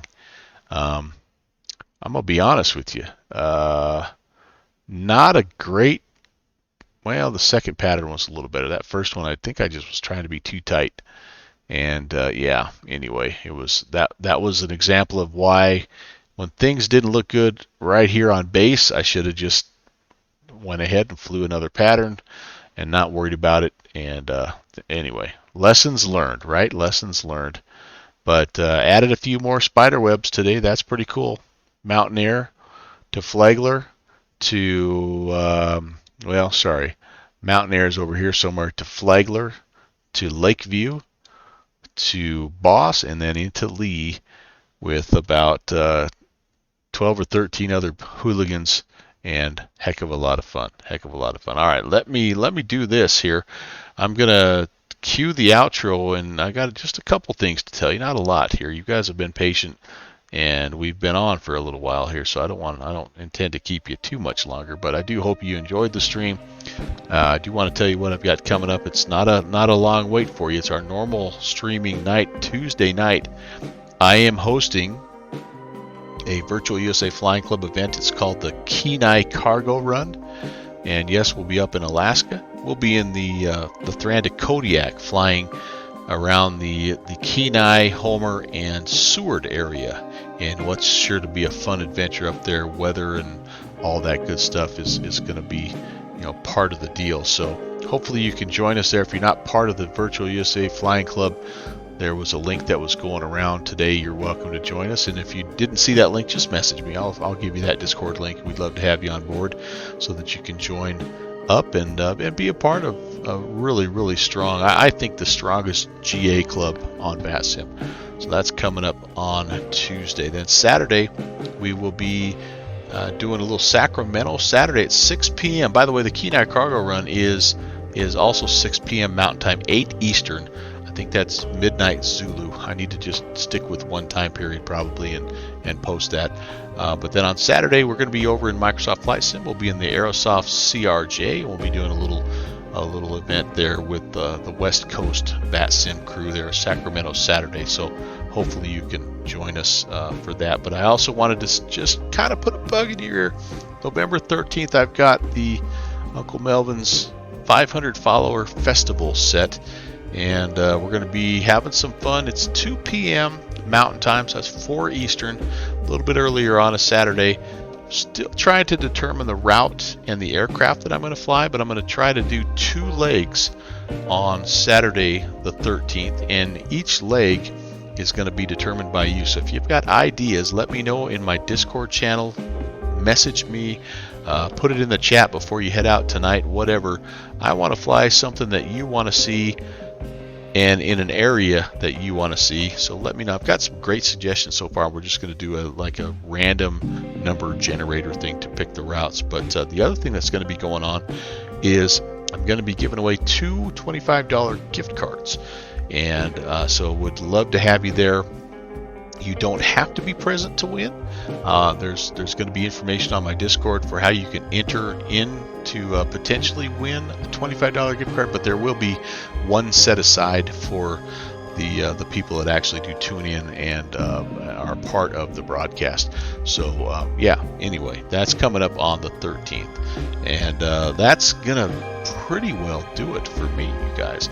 Let me do some thank yous, and we'll head out and maybe go see if we can't raid somebody on a Monday night. First and foremost, thank you, Downwind Sim. Great work. Love the idea, love the concept, and I love the possibilities of what this could do for us as far as breadcrumb following and things like that you and I love to do so much. It all worked well. The thing that didn't work was completely my fault, just didn't test it as well as I thought. But once I got into an aircraft that had the right radio equipment, life was good. But anyway, thanks for all your hard work on that Downwind Sim. Al Sal, thanks for coming in. As always, great to see you. Panagon, you've been here since the beginning. Thank you. Jay Smitty, hey, no worries, man. I know that things happen, and yeah, just thanks for stopping in and saying hey, if nothing else. We also had, let's see, we had a lot of friends come in today. It was fun. Jay Drums was here. Jay Drums, have yourself a fantastic evening. Good fixins. Brett, did I wreck it? I didn't see that from a while back. Yeah, I didn't wreck it. I just didn't have the right avionics. So yeah, it was kind of a necessary change there. And this thing handled it better than I thought it would, despite my poor pilotmanship. Point 34 was here as well. Tim, great to see you. And yeah, man, thanks for stopping by. Have a fantastic rest of your Monday. And that's about as far. Rob Bonker, I know, was here earlier. Can't really scroll up any further. So Connor, I think Connor Nix was here. Thank you so much for coming by. And then a couple other, or one other thank you. D. Bo Jones.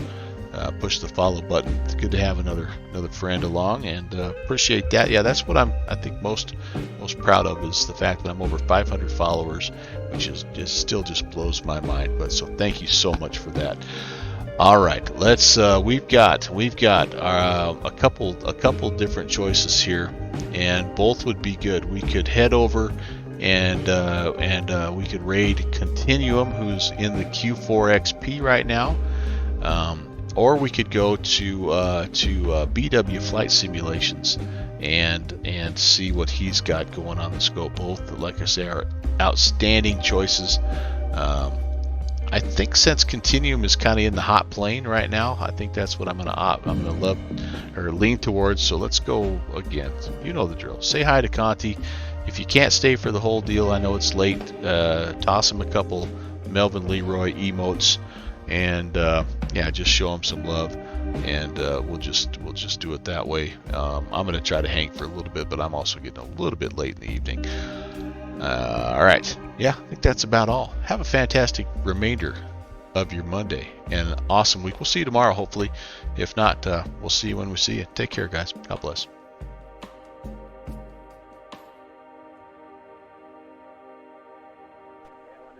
Melvin Leroy, hello, sir. Skull. Skull indeed. Oh, what? Where did my weather go?